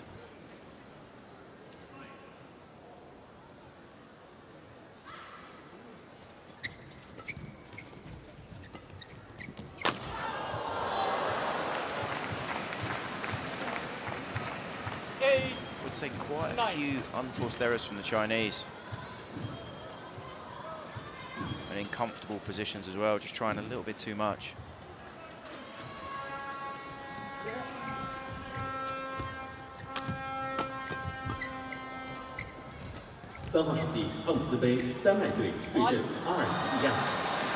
That situation now, unfortunately, Tang just can't quite play the net there. He's taking it too low. He's got to try and push it through. Court 3, Thomas Denmark versus Algeria. Men's double. King Ashtar. Andres Curiosity versus... Well, this is far, far closer than just about anyone predicted. There's the point in it. 裁判员保维纳，中国香港，发球裁判员法里奥，巴西。 Umpire Wang Wow. Victor from Hong Kong, Shanghai. Another incredible shot. Not totally sure he meant it, but it doesn't really matter. This is, I think, 10-all. Now the Chinese have come out here. They had a good start, obviously, in the blink of an eye, went 4-love up, and their level's just not been the same. Full credit to, to the Australians. They've made life slightly difficult for the Chinese. The amount of unforced errors. Brilliant defense. Wow, Kenneth Choo, what is going on here? He's having an incredible Well, you could have got so far. Very long odds on the Australian pair leading at the mid-game interval, but they are. And it's not just the fact that they're in front, albeit narrowly, but it's been an incredibly competitive first, 5 or 6 minutes here.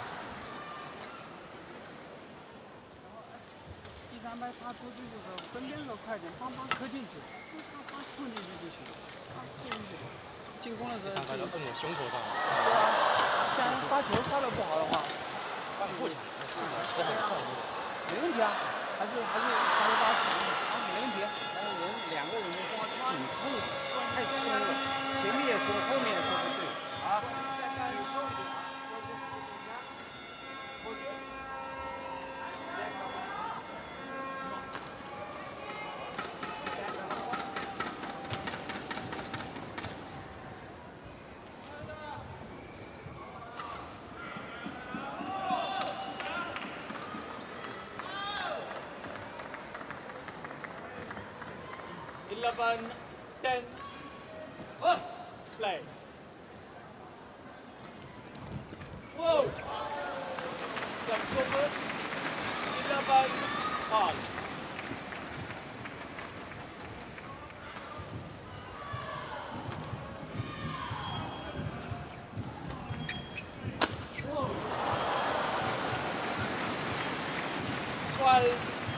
11 all.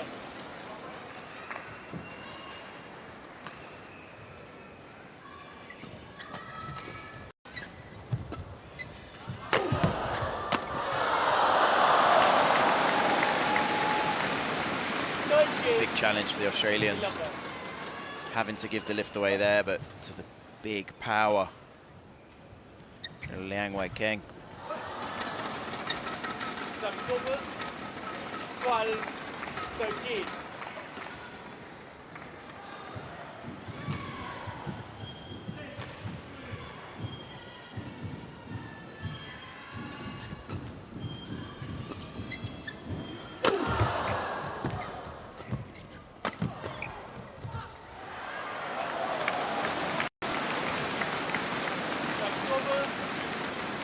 14, 12.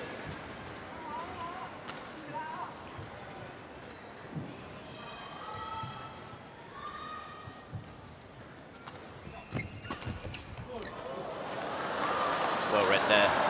Very quick, wasn't he? Yeah, Wang King 12. stepped in, took it early. Good pace back in the shuttle as well.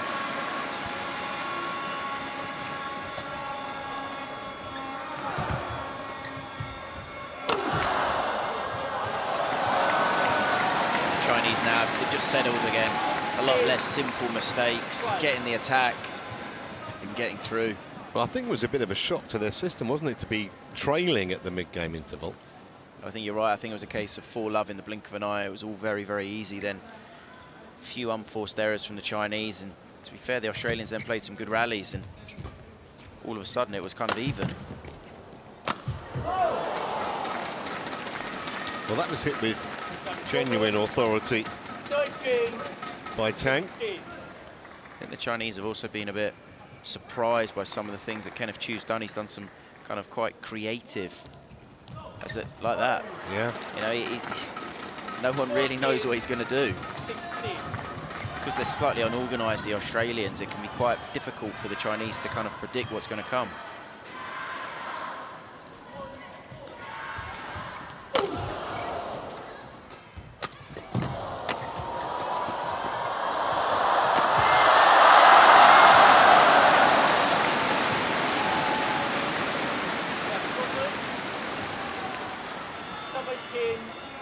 See Tang just stepping in there, so dangerous when you're on the defence to step in unless you've got your opponent off balance or in trouble. Almost like running into fire.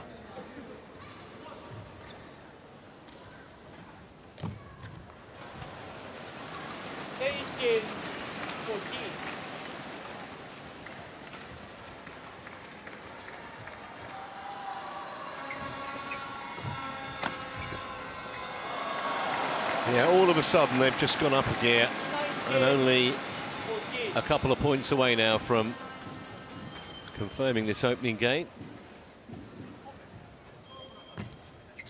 And this has been a very, very quick first game, you know, with 12 minutes. We've not really had a rally as such, as in a long rally. 6 game points. Make that 5. 15, 20.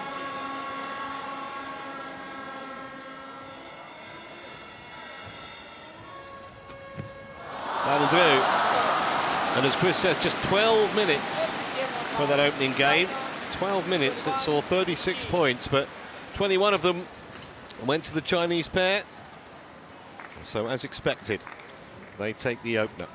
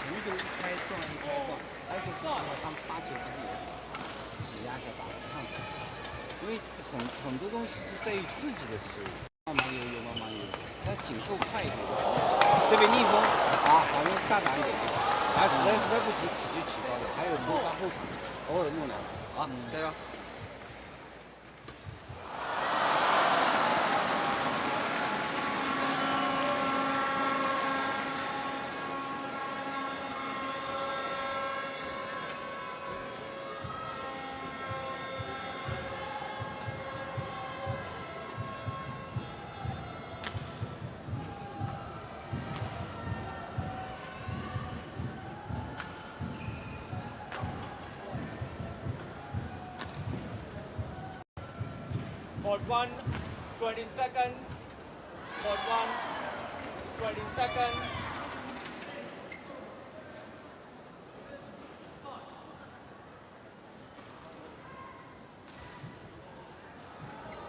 Second game, level. Play.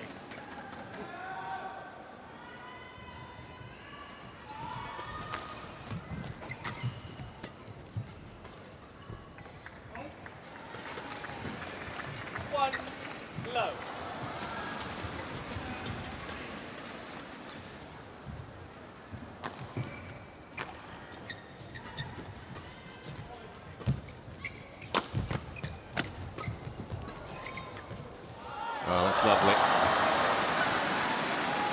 Had the Aussies exactly where they wanted them, rather marooned mid-court, and just floated the shuttle over the net.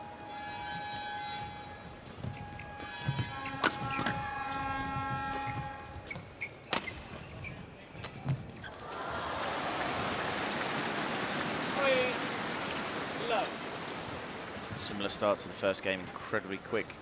First 3 points.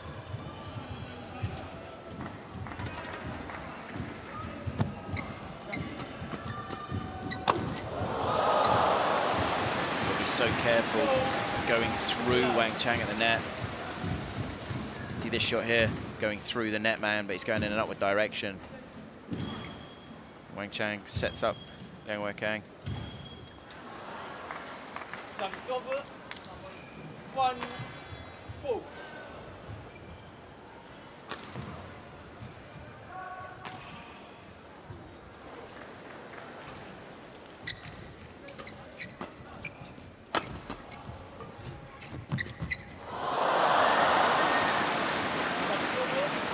That was insanely quick.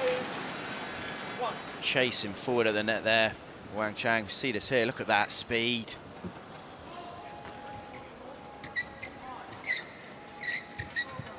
Read that so well.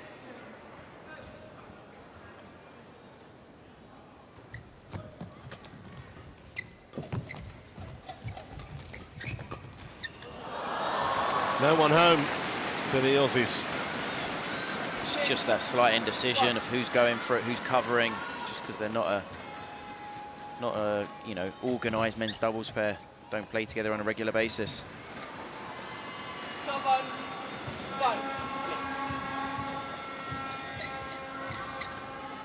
Tang there just wanting to towel down, I think slow the game down and kind of gather themselves, because 7-1 in literally a couple of minutes.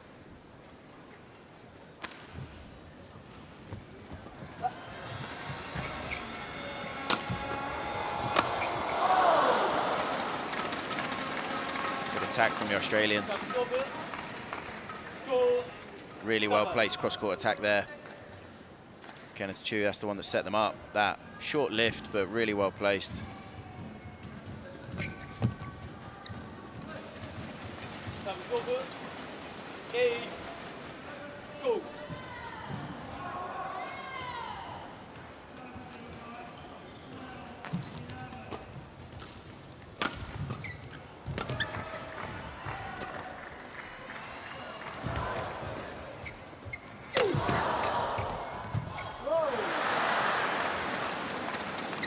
Defense from Kenneth Choo again. Just doing enough to make life difficult for the Chinese.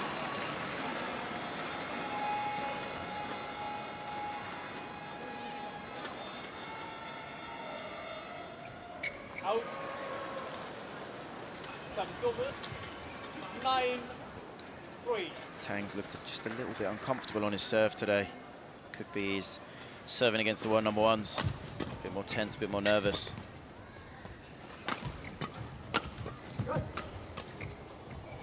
That's well inside the line. 10-3.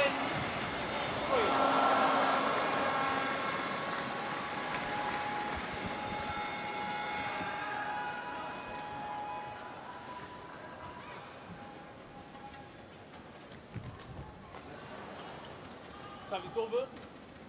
4-10.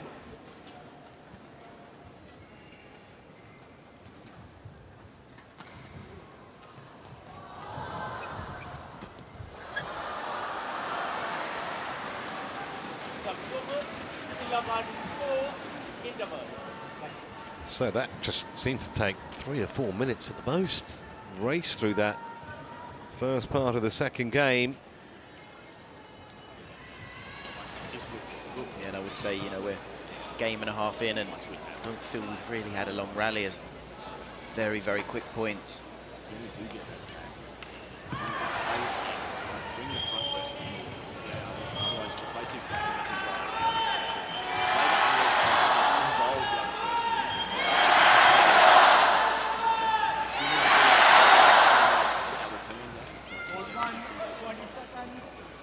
Coach 1.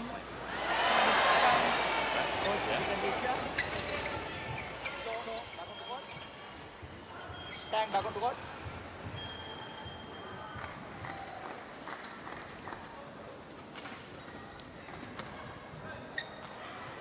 11-4. Play.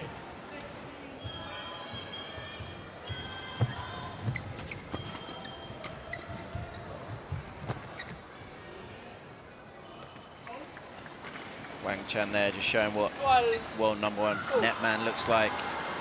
Good position, good variation, just totally controlling the rally.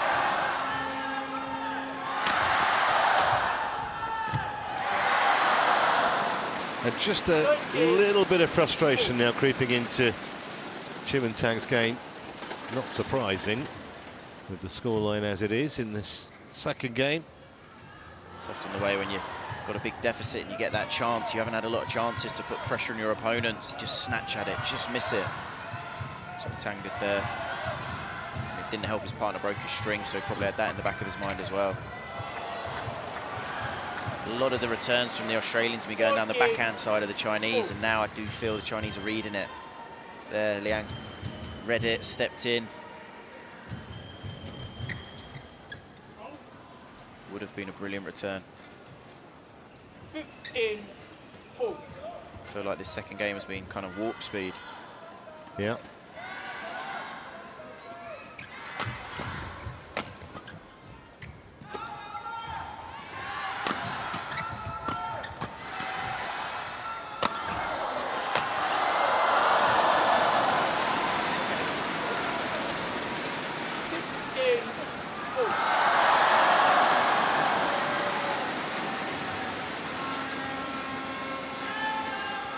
Yeah, only 22 minutes to hit this point.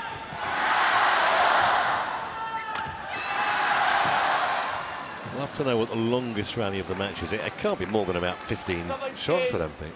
If that? Yeah, I would agree. It's been very, very short. And it's either been kind of a simple-ish mistake from one of the two pairs or a moment of brilliance.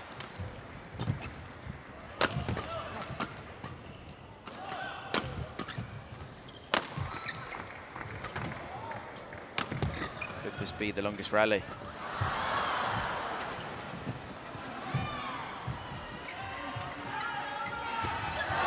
No. Well, maybe it was, but it wasn't that long. And it's just kind of an inevitability now, isn't there, when you're watching these rallies develop. You're almost just waiting for the Chinese to turn the screw. Yeah, I mean, that's an incredible cutout from Wang Chang at the net. As you said, the Chinese, they had control of the rally the whole time, really. Even in defense, they looked so comfortable. Felt like it was a matter of time.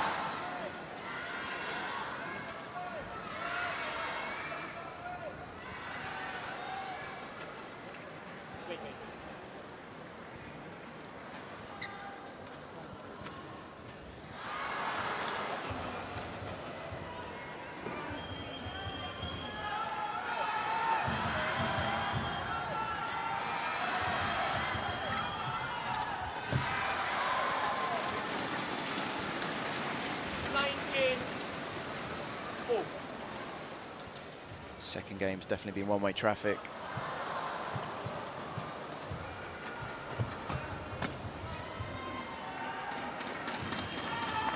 Just inside the line, but it's only going to delay the inevitable. That was Schueler there, well, the whole of the Australia team, other than the man who's playing next, was out there supporting, but it looks like the time is nigh for Choo and Tang. 15 match points.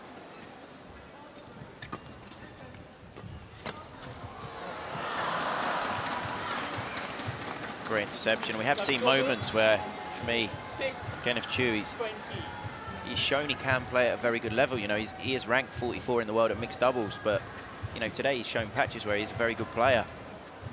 I just think we haven't quite seen enough of it, but it's a big ask against the world #1s.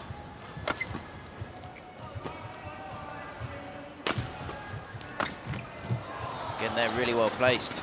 That final shot. 7-20.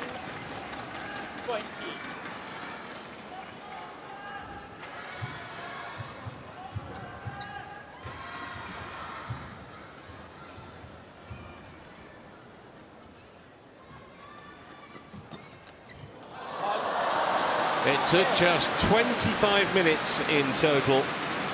21-7 in that second game, and a very straightforward victory for Liang Wei-Qing and Wang Cheng.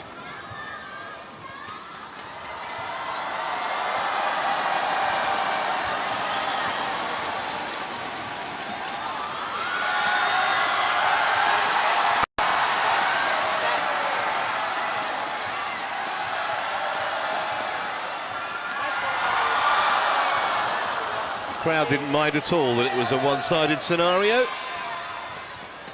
So we're going to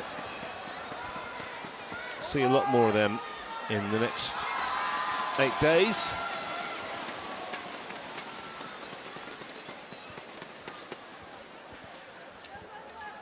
Miscue from Choo that ended it.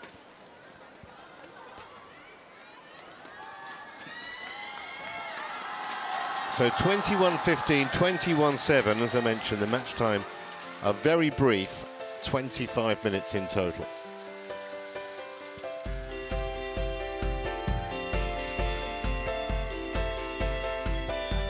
We're switching back to singles when we return. It's Lu Guangzhou against Jack Yu, the teenager. He goes into the lion's den in a moment.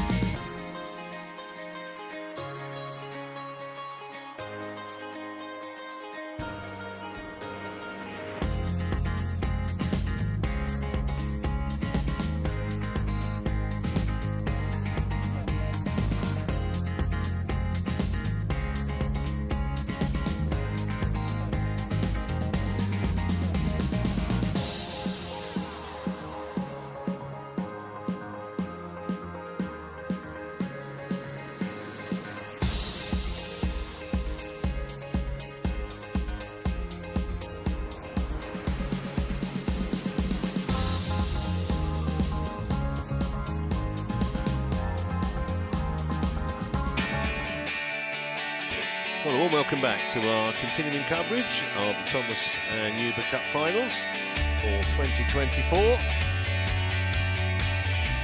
Chengdu, traditionally the hub of Western China.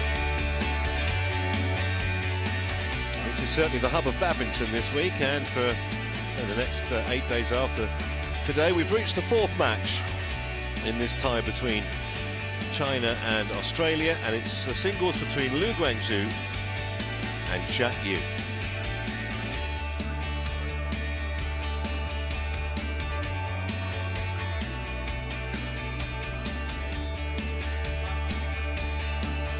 It's the scene backstage, just waiting for the officials to come on to court number one, and then these two players will be announced.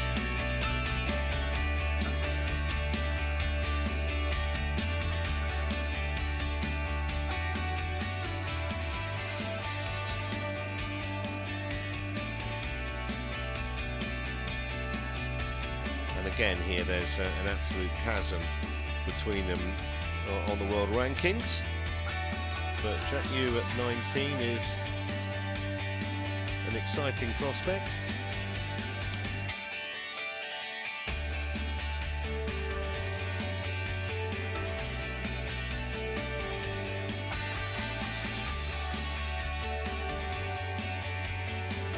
Jack Yu actually won the Oceania mixed doubles title when he was just 15 years of age. So potentially a precocious talent. Officials are on court, so player entrances to follow now.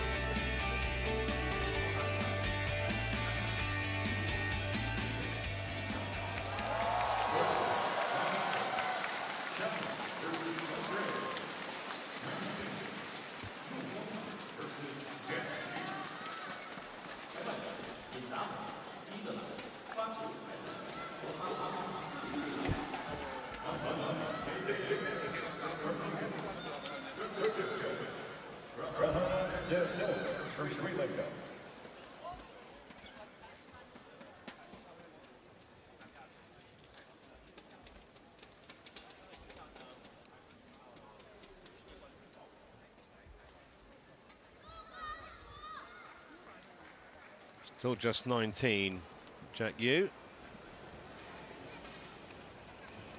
Obviously they've never met previously. Red, you have black. Red, your choice. Side, serve, receive, serve. Thank you.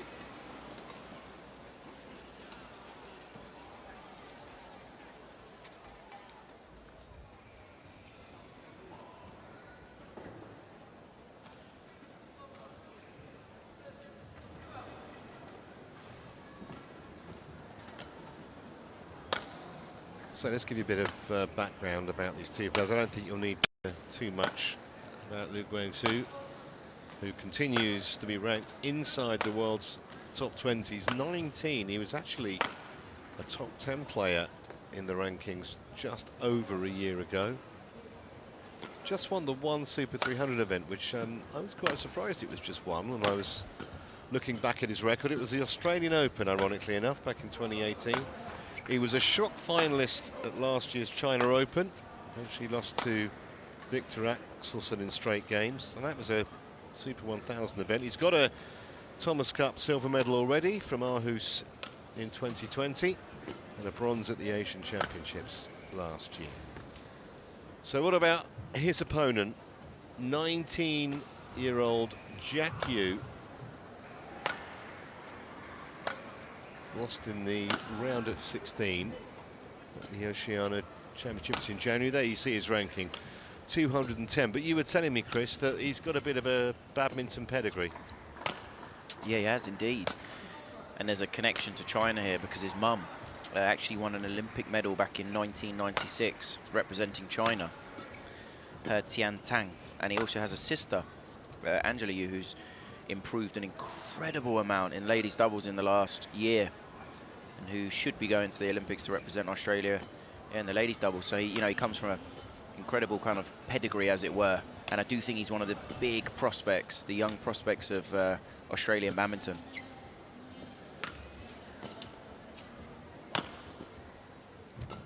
Well, we're going to see shortly what he's all about.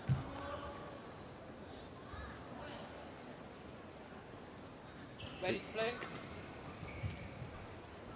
We've seen little patches in all three matches so far in this tie where the Australians have shown us they've got some talent, but they've just been rather overwhelmed by the superior technical skill and the power of the Chinese.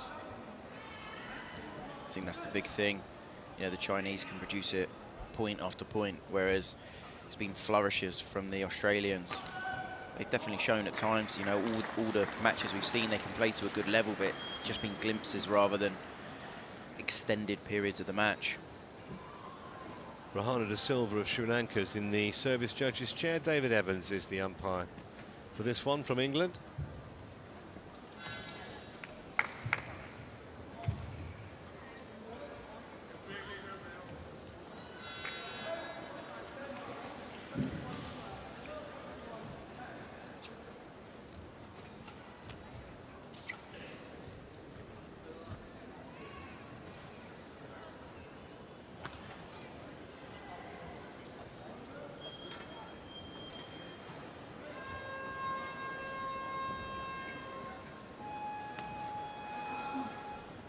Ladies and gentlemen, on my right, China, represented by Wang.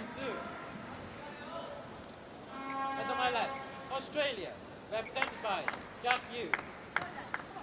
Australia to serve. Level. Play. So here we go, fourth match of the tie, and the third and final singles.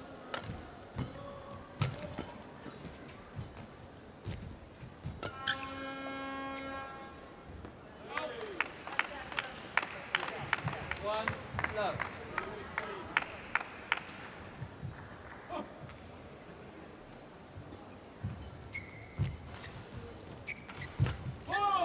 Service over.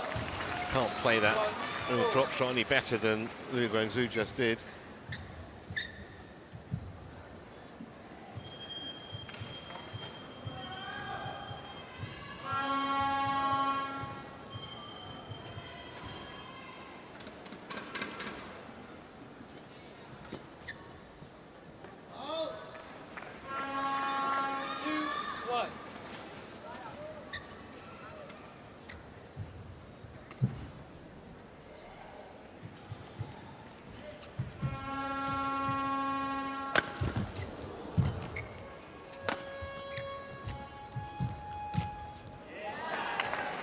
Brilliant.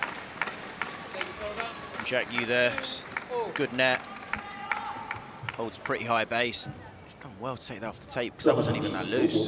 There's a little bit of a swagger about him. Yeah, looks like a definitely. confident youngster. And sometimes, you know, we mentioned he's only 19, sometimes when they're that young, kind of don't feel the pressure. It's the impetuosity of youth. Yeah, no fear at that age. Just a case of nothing to lose, as you say, and just get out there and play and don't overthink, don't overanalyze. Everything's kind of new and exciting.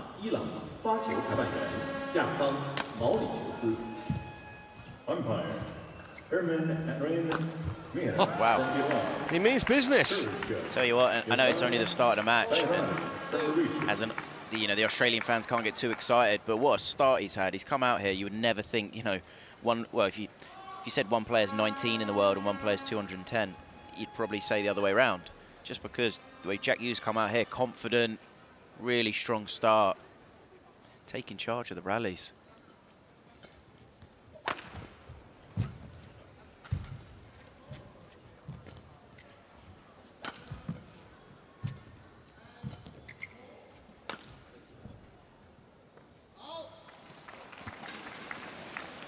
Service over. 3-4. Can't imagine there's many Olympic medalists from China that have also won a Commonwealth Games medal representing Australia. I think his mother, Jack's mum, might be the only person to hold those two medals. We'll make a good quiz question one day. No one will get that. I know Jill might. She might, yeah. Court 3, Thomas Cup, Denmark versus Algeria. Men's double, Rasmus Kia, Just to give you a heads up, Jill Clark will be on this evening on this court with Steen Pedersen. Indonesia against England in the Thomas Cup from 6 o'clock local time in Chengdu. Back here, it's been a tight start to this fourth match in the tie, and a very entertaining one.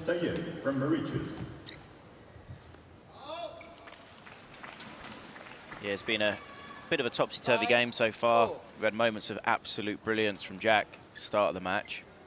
Liu Guangzhou didn't quite settle really, and now I think just a few unforced errors from Jack, and this is what we said. We mentioned the Australians, moments of brilliance, but they can't kind of steady the ship, as it were. They're just a few unforced errors that sneak in, or the wrong shot select, and again there, it's a gift.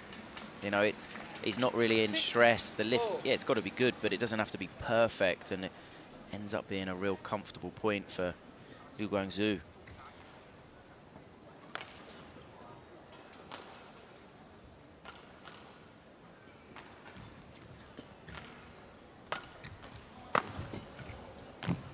Good speed forward from Liu Guangzhou.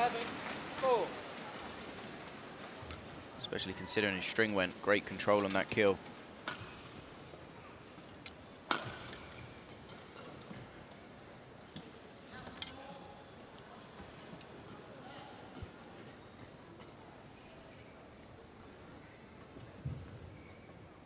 Jack.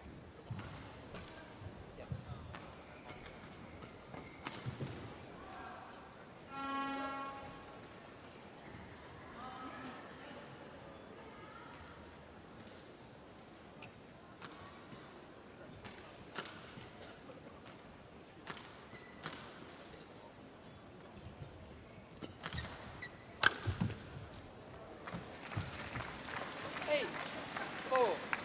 So it's really important now for Jack to kind of get himself back into it, get into a rally, move the shuttle around and feel comfortable again, just because these probably last 5 points have gone so quickly. We've not really had a rally.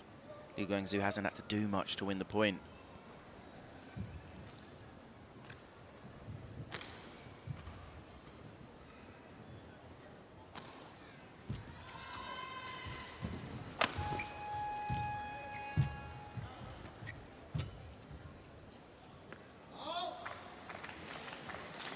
Another comfortable mistake, and you know, Jack's moving well, he's reading the game well, and I don't think he's really in stress in that position. So I can tell in that rally he's frustrated at himself for that simple mistake.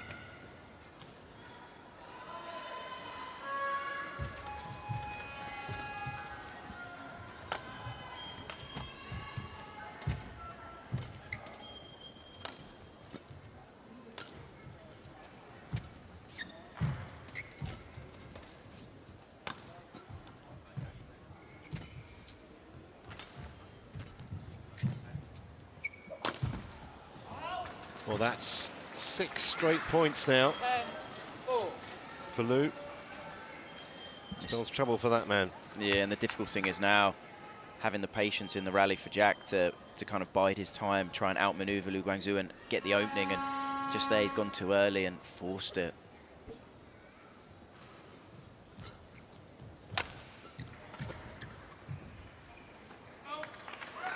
Well, finally, he ends that rather barren run of points.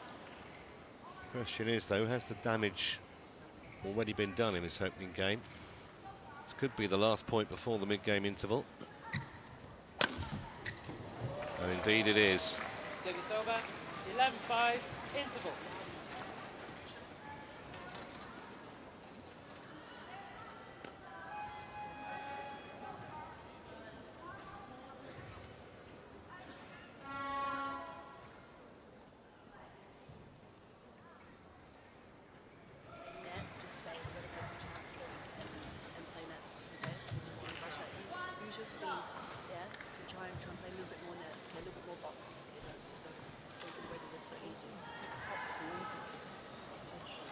Goes so quick. Yeah. That's why you go upright. 20 seconds. Full 20 seconds. The last few going a little into his ram and head corner. So he just turns on it and bang. Right? So got to be really ready for that one.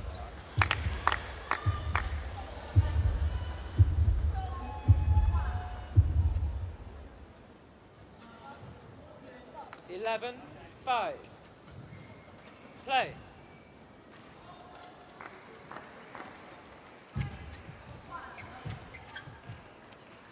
Twelve, 5.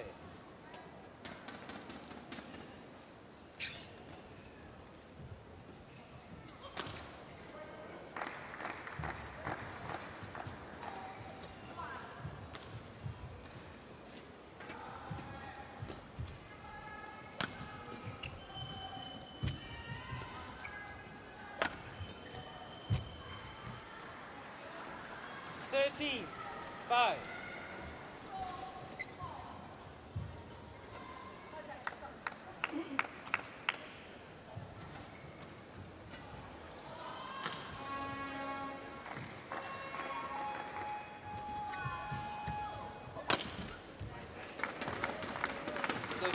And in and amongst the devastation, he's still finding the odd wonderful shot, isn't he?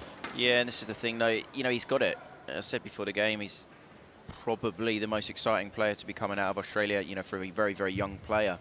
But the amount of cheap points he's given his opponent, I totally understand. Liu Guangzhou is a very good player, there's no doubt about that. And if Liu Guangzhou works the point and wins the point, it's totally different. But just the gifts that Jack's given away so far, just a few too many.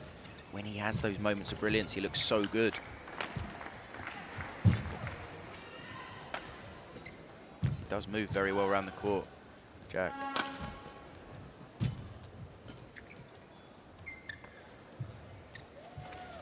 Well, it's a very confident challenge here from Jack Yu. So this will be an interesting one.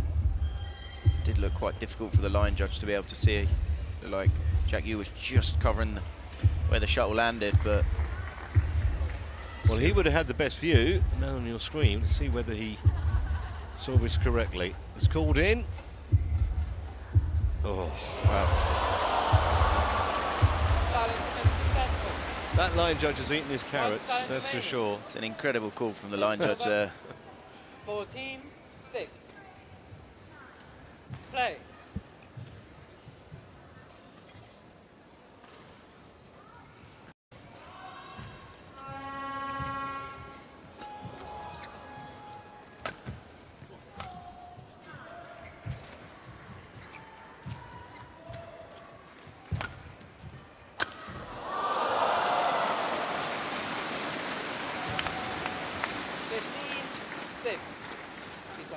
Wasn't sure at one point in that rally from Liu Guangzhou if there was a double hit at the net.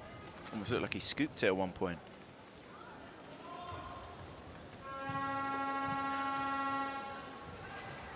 Thank you.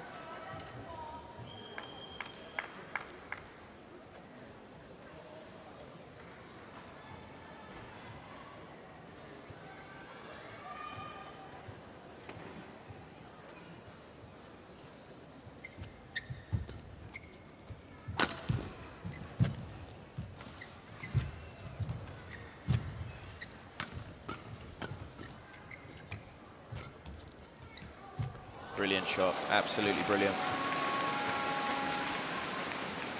16-6.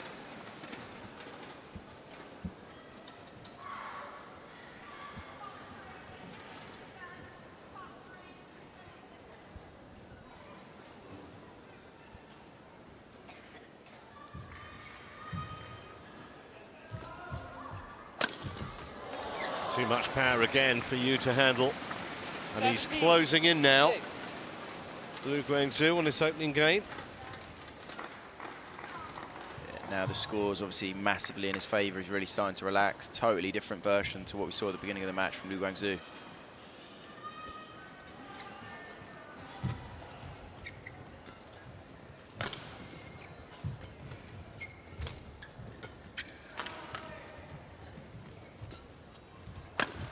Oh, yes. Just looks like he's got him where he wants him now.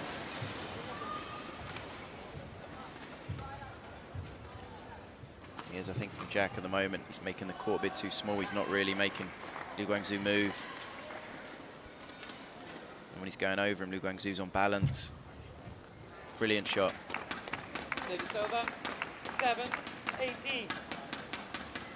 Definitely think Jack's got to be using the net a little bit more.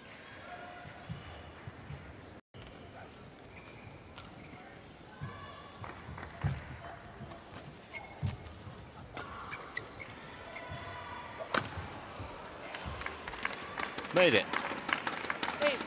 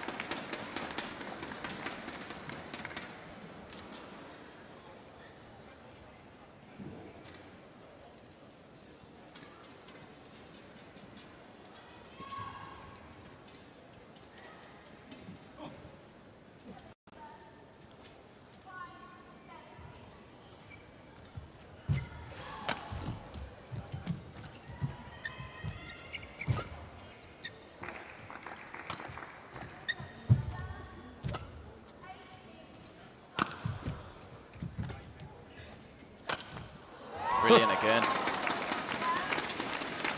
It's the thing, we've definitely seen moments of this from Jack. It's been moments. When he controls the rally like this, he plays the full rally, he's opened up the court, he's created the space.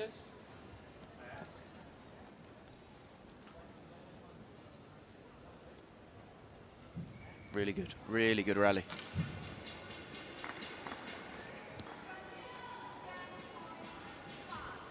Thank you.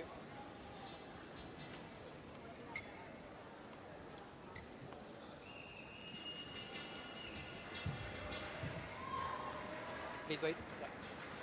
Okay. It's a big run now for Jack. 4 points, which is obviously the biggest run he's had in the match so far.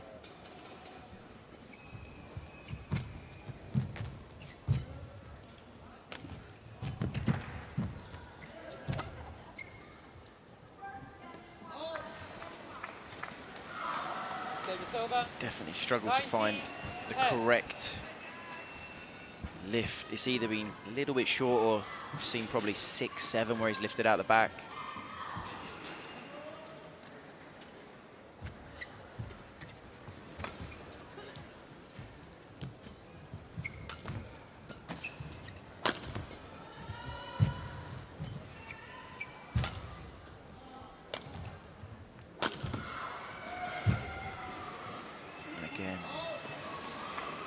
It's almost the biggest thing from this first game.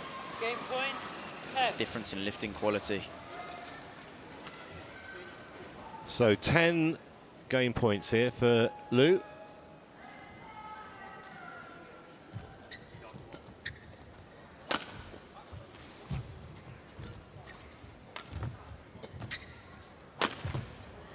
Only one required. 21 points to 10. On court for 16 minutes. And China have the edge in this fourth match of the tie. Lou leads Jack Yu 1 game to love.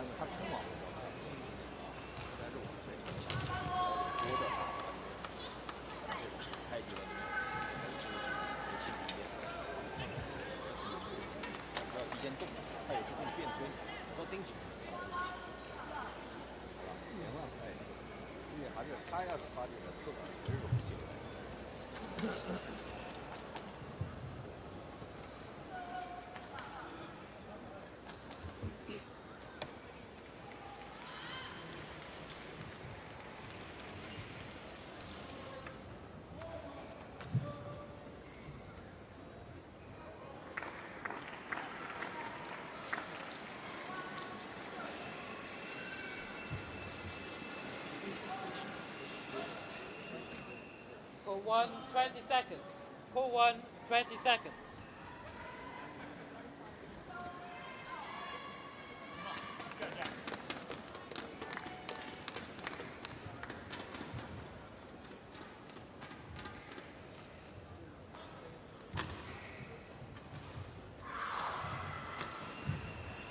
Second game. Level. Play.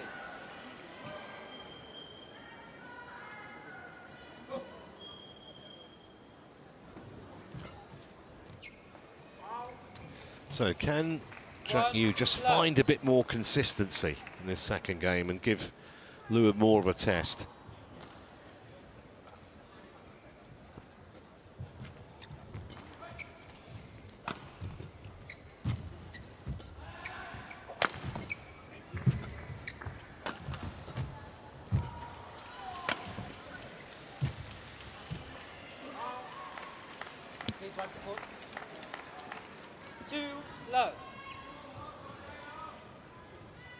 This is a big thing at the moment. He's definitely, you know, he's a young up-and-coming player. There's no doubt about it, Jack Yu, but just the inconsistency at the moment is kind of the biggest frustration I'm sure he's having. He's got the speed, he's got some of the weapons.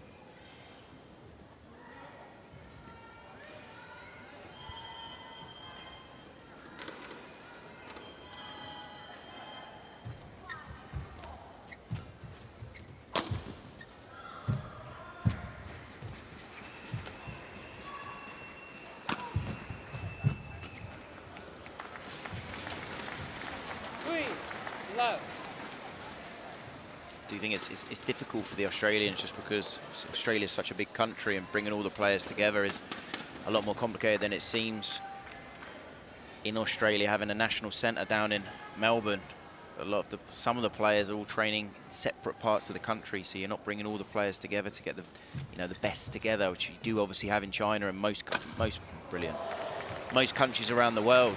4 low. Definitely think that's one of the reasons why we're seeing quite a big gap between the level between obviously Australia and China.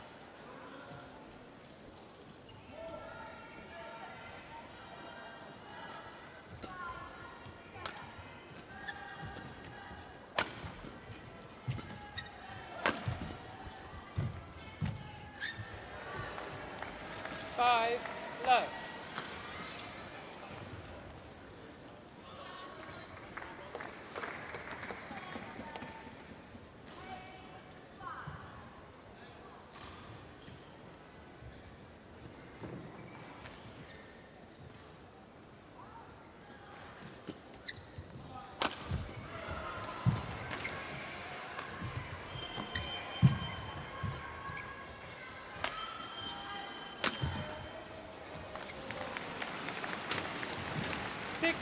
Low. He's just running away now. Wang going to his rhythm. It's all looking quite comfortable.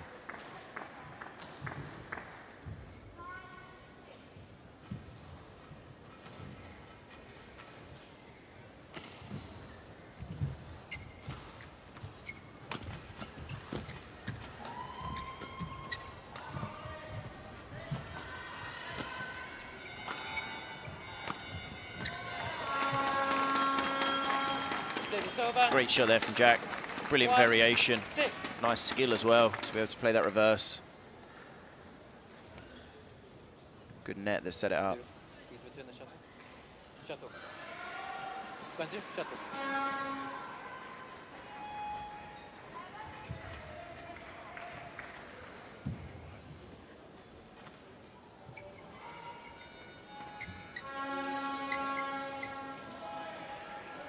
Thank you.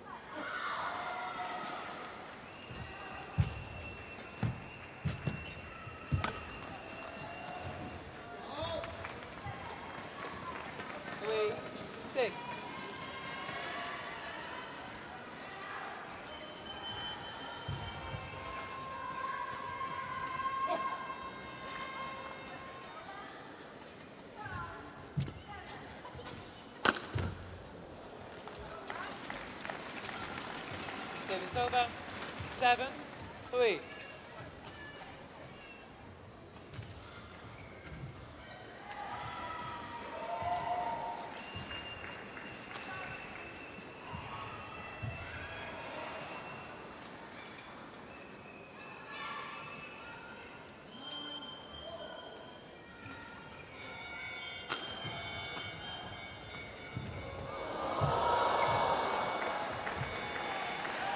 Very nicely done. Service over. 4-7. Very mature play for a man who's not even 20 yet.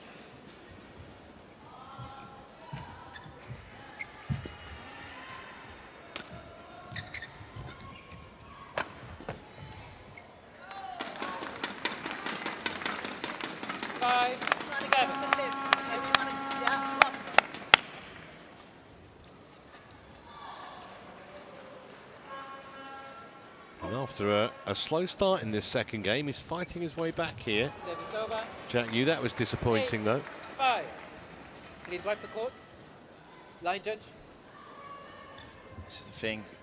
You can see the frustration there. He's just stopped that run. He was on such a good run. Starting to get a bit of rhythm, bit of momentum back in the game. Massive gift again. It's almost a Jekyll and Hyde scenario a little bit with Jack, but he's, he's a young player at the moment. He doesn't have the experience on the World Tour. For me, he's only going to be a player that improves. The hard thing is, will he get the sparring and what he needs with the other players in Australia?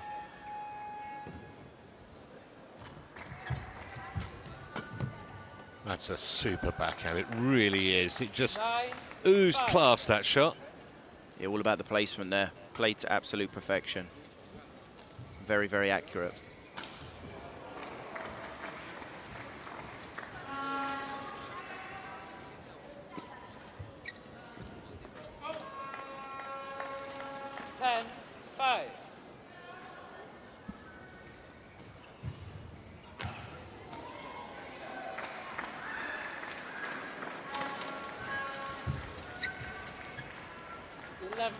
Well, that was a bit of a limp one, and just at the point when we thought maybe he'd be able to mount some kind of a challenge, Lu Guangzhou has just tightened his grip on this second game. 11-5 he leads, mid-game into it.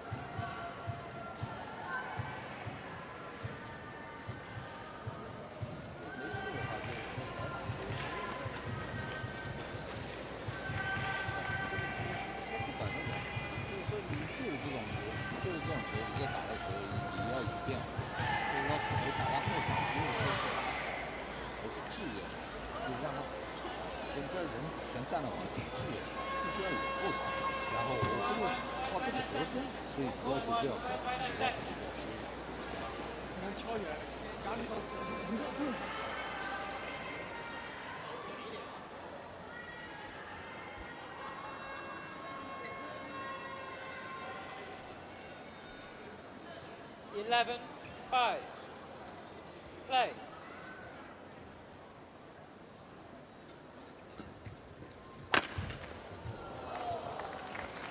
12-5.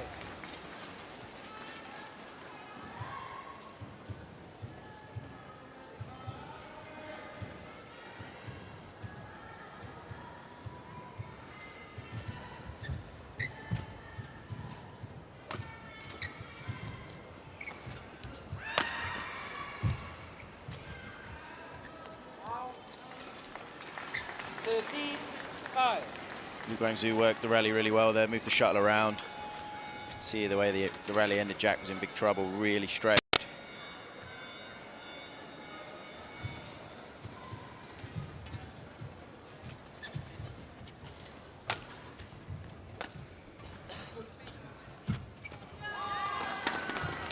Service over. Very well read there by Jack. 6-13. This is the thing, we've seen so many moments, I've said it a few times, moments of brilliance. Reads it so well, calm, composed. It's just these simpler mistakes he's made. Goes off the boil, loses concentration, or tries too much at the wrong time. Got to have the patience to work the rally and get the opening. Comes with experience and it comes in time.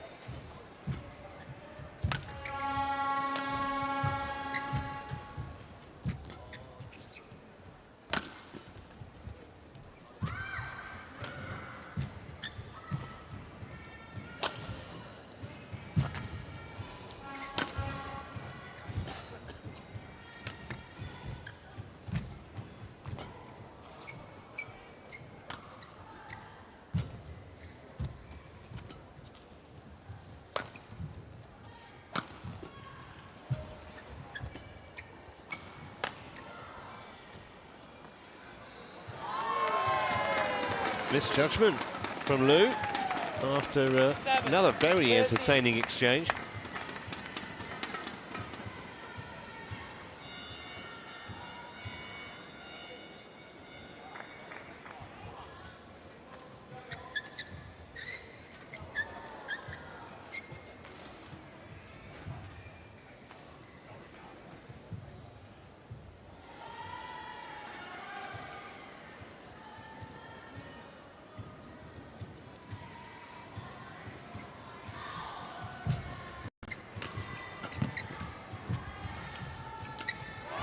Well, very sharp. This is the thing, when he kind of plays the full rally and waits, you know, for the chance to arise, it will arise. And they're brilliant. Slightly loose net, but read it so well. Sharp on it. Great kill.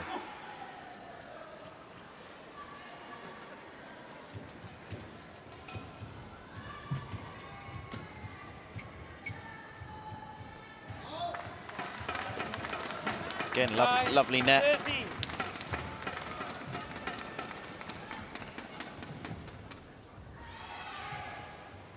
Just to note that the score on your screen's incorrect. It's 13-9. Now it's 14-9. Favour of Lu Guangzhou.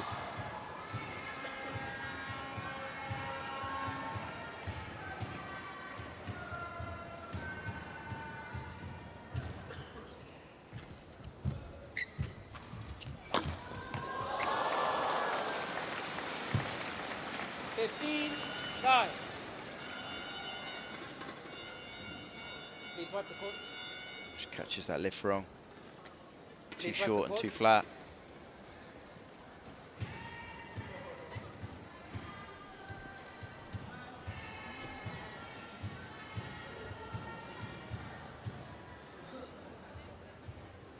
Thank you.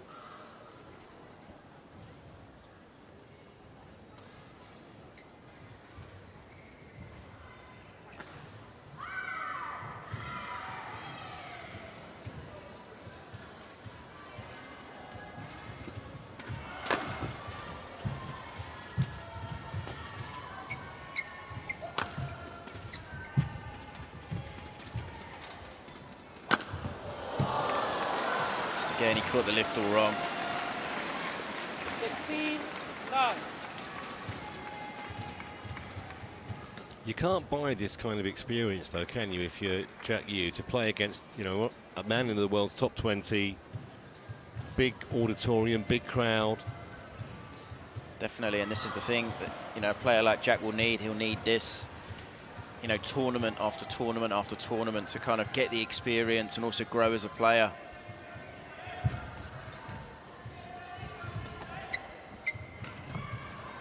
Fantastic shot. The big thing is, will he get these opportunities on a regular basis? Not sure he will. Just funding situation in Australia is a bit more complicated. Do they have the money to be able to send him all around the world?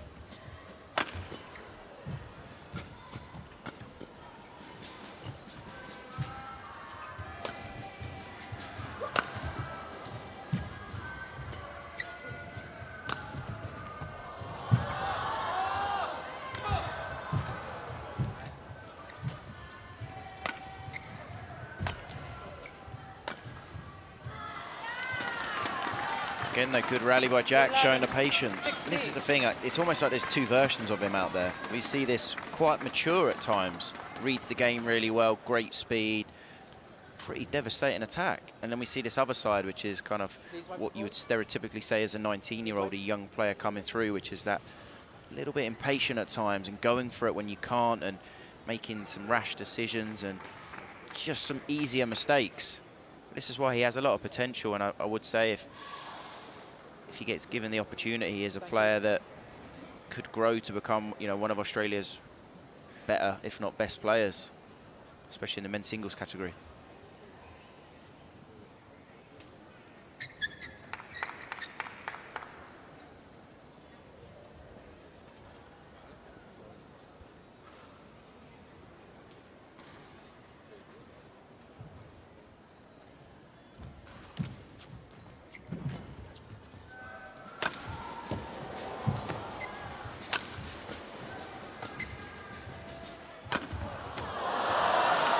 So just ends that little rut of a couple of losing points.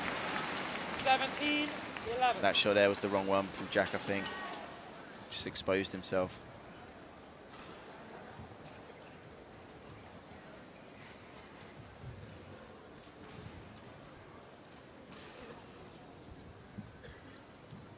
Thank you. Yes. No doubt after this whole tournament, Jack goes home, I'm sure his mum will pass on a lot more information and kind of experience and advice to him to be an Olympic medalist, and a very, very experienced player herself. A lot of advice that she'll be able to pass on. I'm sure she already has. 18-11.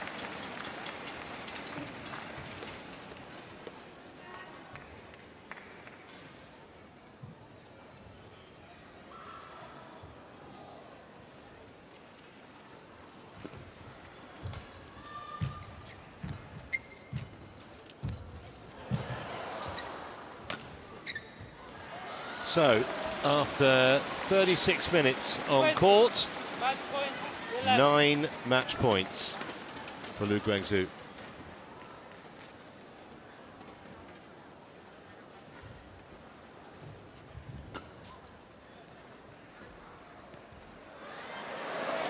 Oh, that's a bit of a damp squib on which to end it. A total misjudgment from Jack Yu.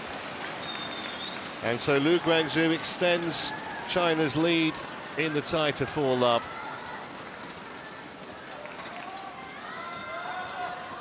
But there were moments from the youngster that bode well for the future.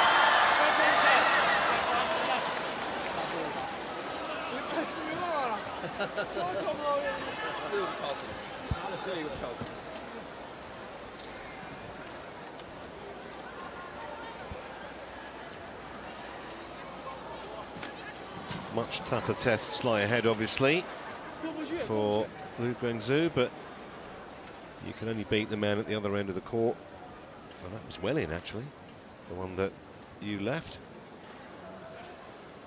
So, Lu Guangzhou wins 21-10, 21-11. Actually, the match time's been revised to 29 minutes.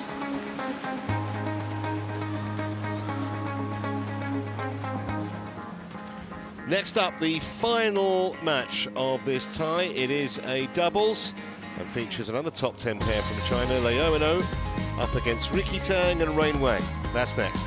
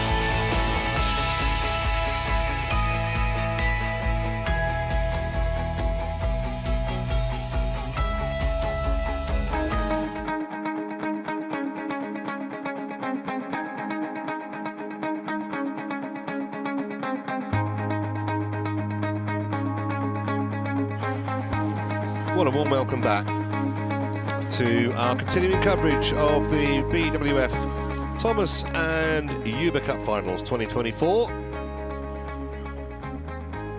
We have reached our 5th and final match on court number 1. A men's doubles, Liu Yuchenyi and Ocean Li against Ricky Tang and Wang, the Australian pair.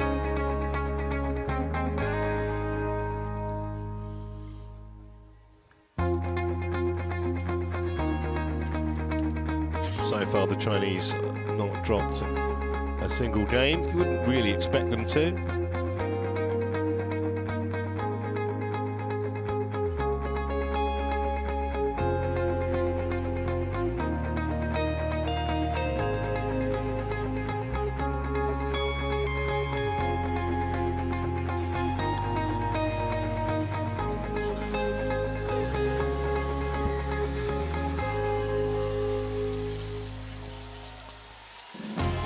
I think it's about the only tournament we have that starts on a Saturday, and it's actually great in many ways because obviously we've got a big crowd in here on a non-work day.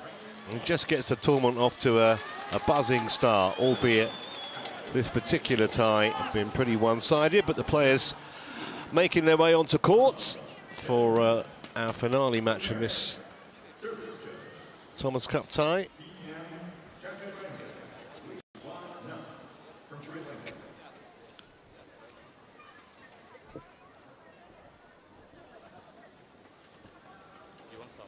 Obviously, we saw Ricky Tang earlier, was involved in the first singles match, if you're with us, against Choo. First meeting as ever. Okay, oh, red or black? Red? Okay, red is the call. It is red. Side, okay, server receive. You're serving, okay, who's receiving? Me. Okay, you.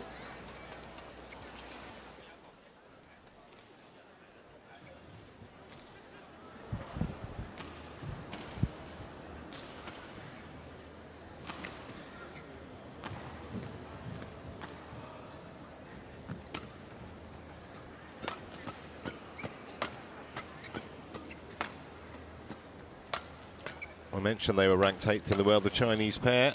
Obviously, Liu Chen was ranked #1 when he was partnering Li Chunwei.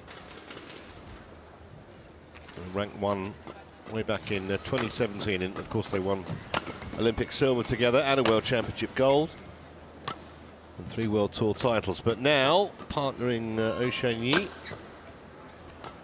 Only been together for a couple of years. They've already won 4 World Tour titles, including the World Tour finals. So a lot of experience, that Chinese pair, 27 and 30 respectively, years of age that is. And it's going to be an absolutely massive test, this, for Tang and Wang.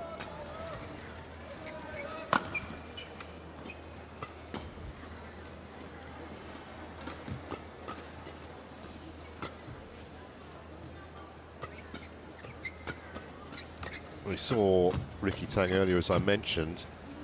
What can we tell you about Wang? Well, he comes from Melbourne. He does have some Sudirman Cup experience. Apparently, he's a massive fan of a guy called Ronnie Coleman. I had to look him up. He's an American bodybuilder. But if they think they're going to outmuscle the 2 Chinese here, I think they might be in for a bit of a surprise, but they probably don't. Actually, he's got a good motto, Wang. Says his motto is, the body achieves what the mind believes. Whether they believe they can win this match, I doubt, but we never know. Stranger things have probably happened, albeit not often.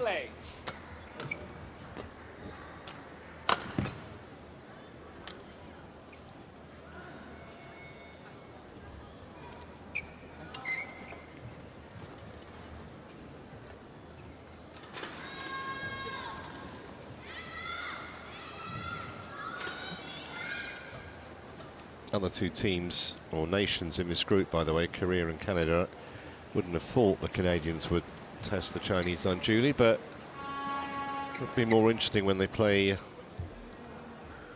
Korea Republic.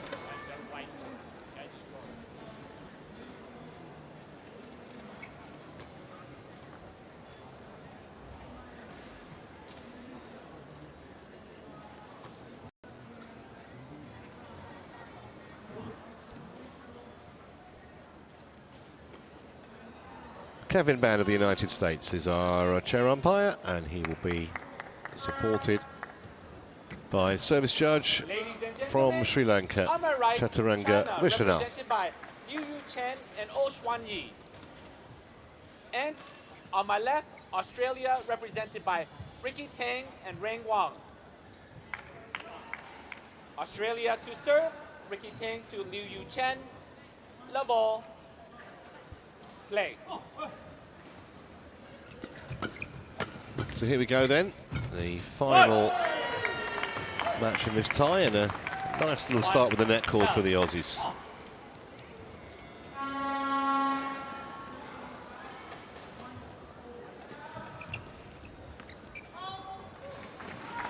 Nice idea, just didn't quite execute it as you would have wanted.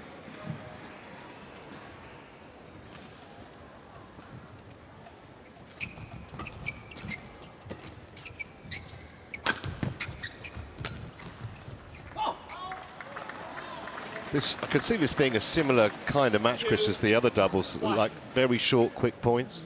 Definitely. I mean, men's doubles is generally quick just because a lot of it stems from the first 3 or 4 shots of the rally, but it's going to be tough for the Australians to kind of stay in the rally as such, as we're seeing going for things maybe they shouldn't go for and struggling maybe on defense just because of the speed of the attack.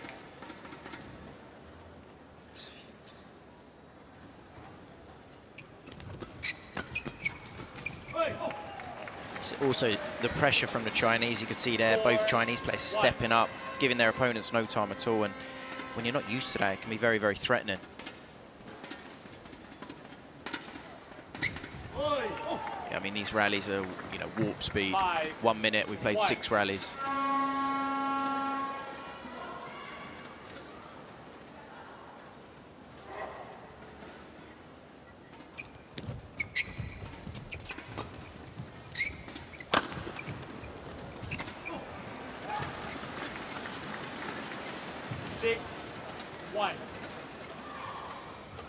Obviously a massive golf as well in terms of experience. The 2 Australians, 20 and 21 respectively, Tang and Wang. Chinese, 27 and 30. Been around a long time. Obviously playing against an Olympic medalist. It's going to be a struggle when you have such limited experience yourself.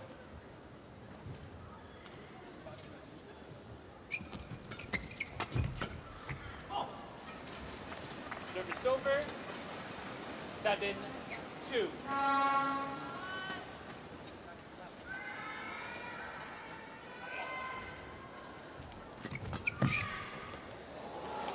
Don't know how he intercepted that. For me, there's no way that's his shot, but when you win the point, it doesn't really matter. That was an incredible cutout.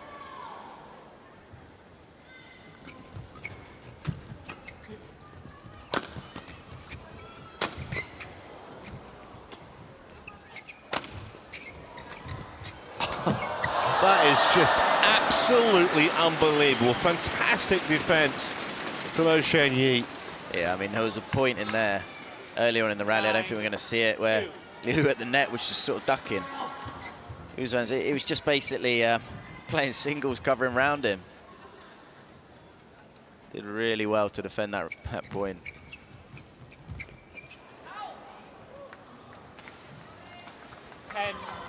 Two. 3 minutes. And we're on the verge of the interval. Yeah. Out. Service over. At the moment, it's just really hard for the Australians, A, to get through, and then B, if they're on the defence, or even in the 50-50, the flat game, just to stay in the rally. That's wide, and it's 11-3. They've only played 3 minutes. 4分之一由补杯，印度队对阵加拿大队女子单打，安莫尔对阵埃里安娜·张。 Court 4, Cooper Cup, India versus Canada. Women's single, Anmoy Khan versus Eliana Khan. 裁判员孔明宇，中国；发球裁判员范迪安，越南。 Hanha, Hongming from China. Service judge, Wang from Vietnam.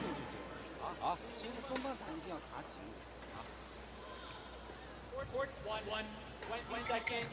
Court 1, 20 seconds. Just be aware that like people drive and they drive back, it goes down, playing away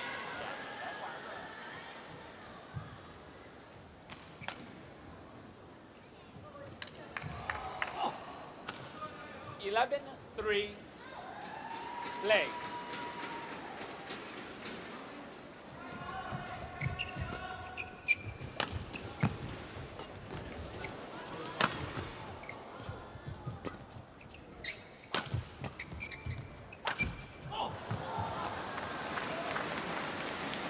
Even in that rally, the Chinese got themselves in a little bit almost of a muddle at the beginning, but their defenses are so strong. Got themselves out of trouble, especially Liu. He's got possibly the best defense in the world. Definitely up there. Service over 4-12.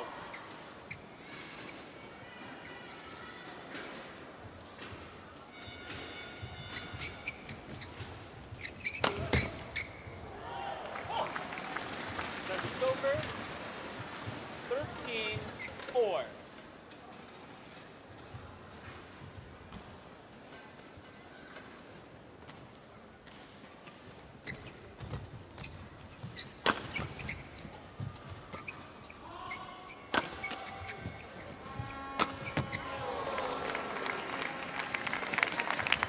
Service over 5-13.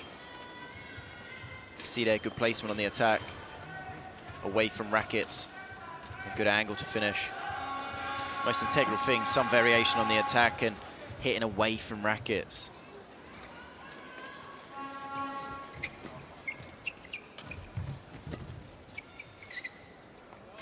Well, long way out that lift. It was nearly on the purple carpet, wasn't it?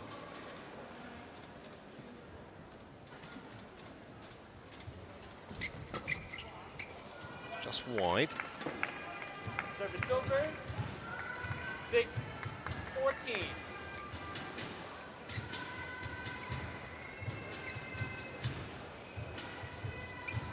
Out.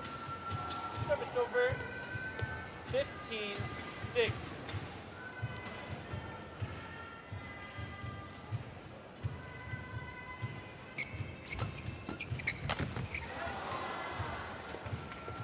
But you're almost surprised when he misses one of those. 7-15.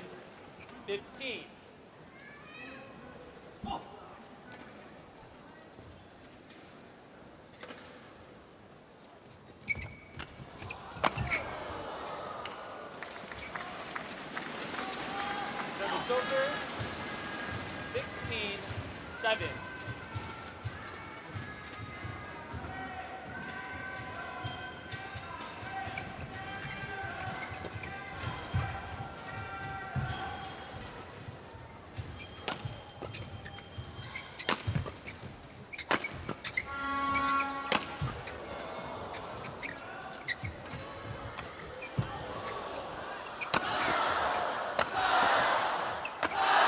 It's amazing, isn't it, how quickly they turn the whole momentum of the rally around, the Chinese pair.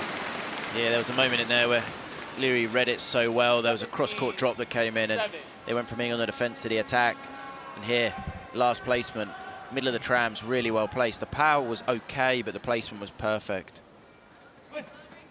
Defensive players always got to cover the line. Shortest distance.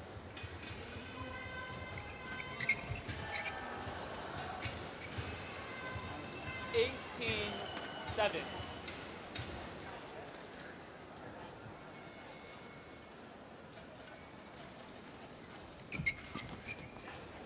Service over 8-18.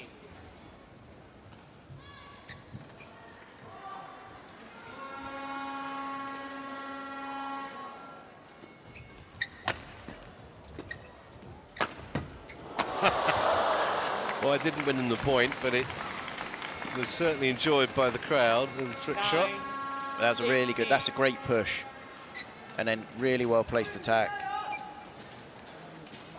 Great rally from the Australians.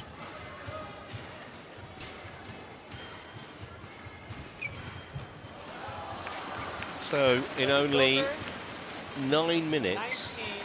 19-9. Game points and lots of them. I beg your pardon, there's still 19-9, but it won't be long. So now, in fact,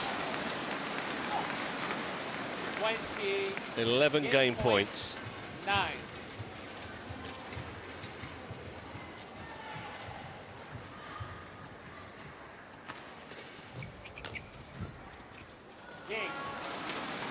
A 10-minute game, and they are in complete control, China, not just in the tie, but in this match. 21 points to 9, that opening game.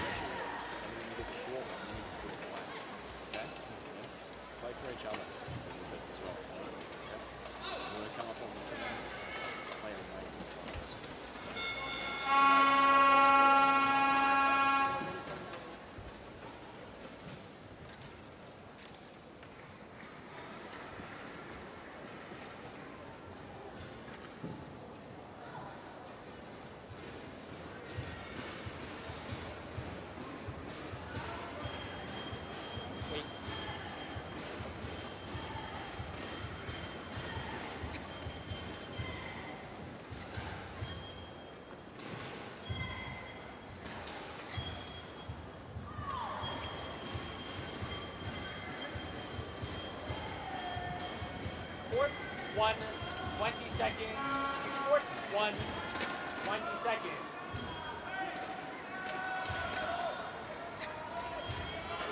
Second game, level, play. Well, it would be a big surprise if this wasn't the final game of this tie. 1, love.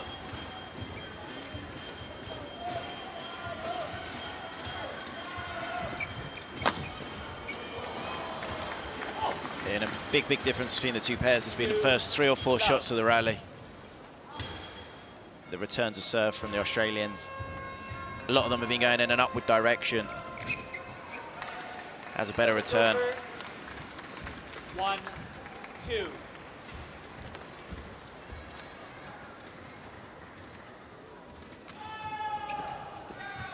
Really good return, just pushed at the server's body. 3, 1. See there, Wang, nothing really he can do. Just trapped.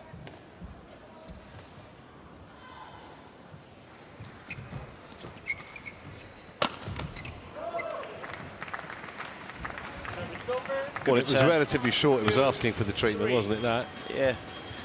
Yeah, it was a great return, got a net cord and got the short lift and then really well put away.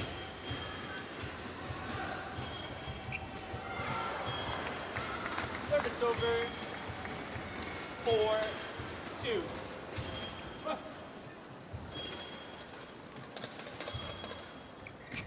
Out. Service over. 3, 4.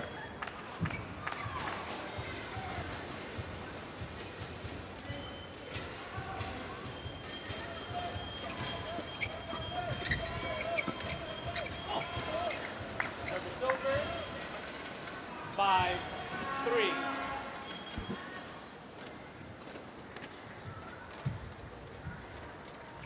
Out. Service over. 4, 5.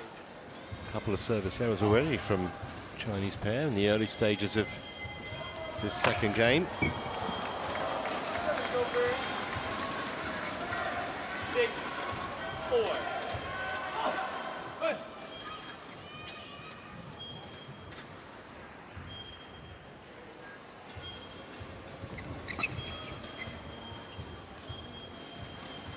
7, 4.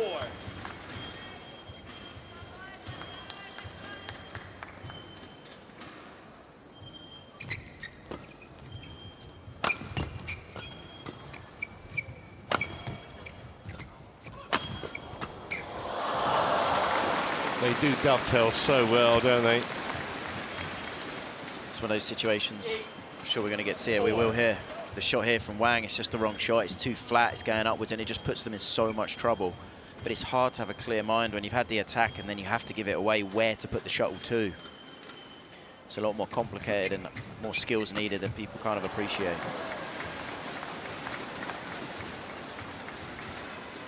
Nine, 4.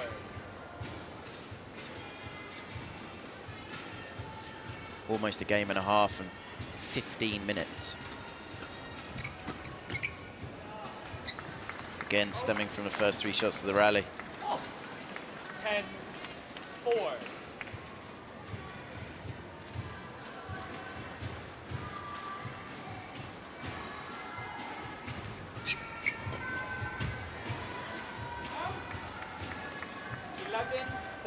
Interval.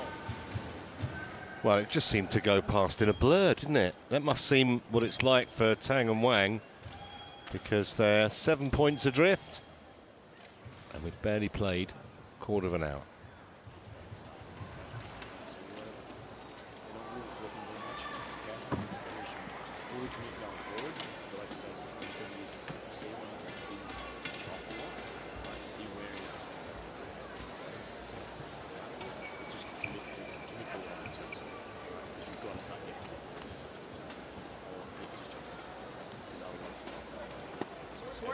One 20 seconds. 1 20 seconds.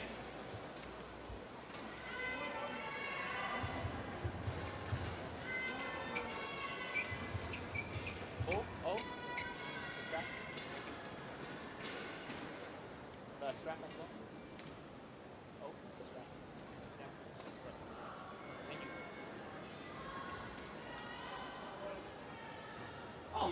11-4. Play. So you suspect the last right's about to be delivered in this tie by the Chinese pair. They've just been pretty dominant from the first point, really. Yeah, and the Ross Smith, the Australian coach, kind of gave his players the advice: you've got to be a bit more committed on the return of serve. We've got to find a way of, you know, getting past the first 4 shots in a positive situation. But the first 2 returns, you know, haven't been. They've really struggled with Liu when he's been serving. This is why it's gone at warp speed, because when they do get past the first 4 or 5 shots of the rally, they're on the negative every time. 14-4.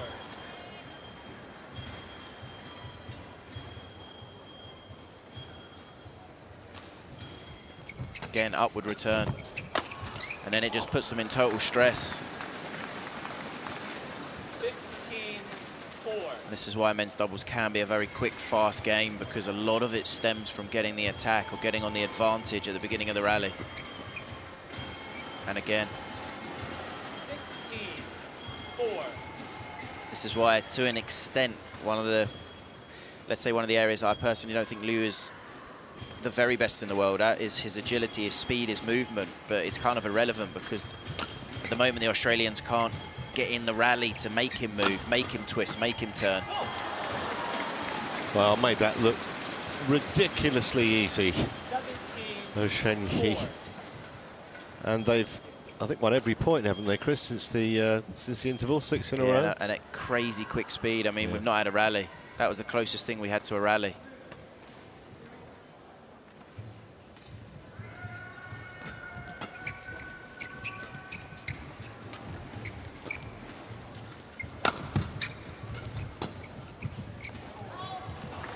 Well, they're human, they've missed one. 5-17.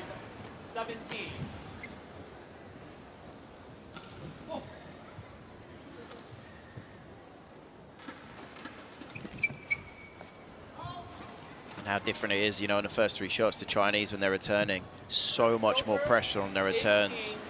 18-5. That's because, you know, they're an organised men's doubles pair. Again, upward return puts them in stress. It's almost the same rally over and over again. You know, the major bit of advice I give the Australians is you need to spend more time on the first 4 shots of the rally.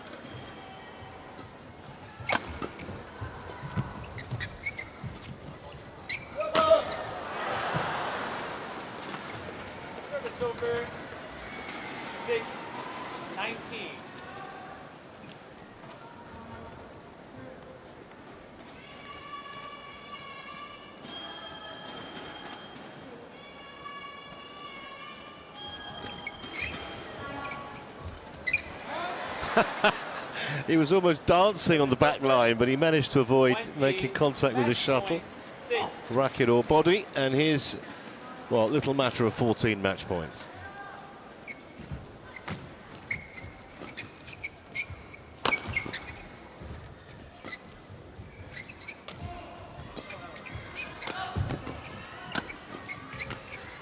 Can't have been more than, what, 3 minutes for the second half of that final game or second game. 21 points to 6. Official match time is just 20 minutes. Wow. And you have to say, an absolute bloodless victory for Team China. Never really expected them to be pushed at all by the Australians, but nonetheless, they've demolished the Antipodeans, won the tie 5-love, and obviously there'll be much harder tests to come for China. But they've made a winning start, albeit against the weakest opponents in the group. That was the moment. They secured the victory in that particular match and made it 5-love overall in the tie. So 21-9, 21-6, and there's confirmation, just 20 minutes, the match time.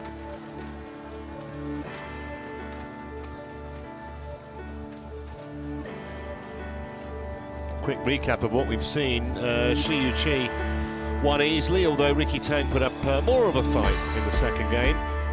In the second men's singles, Li Shifeng took down Jacob Schueler, although the Australian did have some impressive moments, but he was outclassed overall. In the first doubles, Liang Wei-Keng and Wang Chang took just 25 minutes to dispose of Kenneth Choo and Wei Dong Tang. Then Lu Guangzhou took down Jack Yu, 21-10, 21-11. That was half an hour, that match, and as you've just seen, only 20 minutes for Leo Chen and Oh Chen Yi to beat Tang and Wang. 21-9, 21-6. Still more action to come here on Court 1 later. You can join Jill Clark and Steve Pedersen for China versus Australia. That's in the Thomas Cup. Beg your pardon, the wrong match, aren't I? It's Indonesia, England, that's what I meant to say. Thomas Cup, 6 o'clock local time. Jill and Steve. That's all from us. Hope you've enjoyed our coverage. From me, Trevor Harris, Chris Langridge, our whole cast and crew. Bye for now.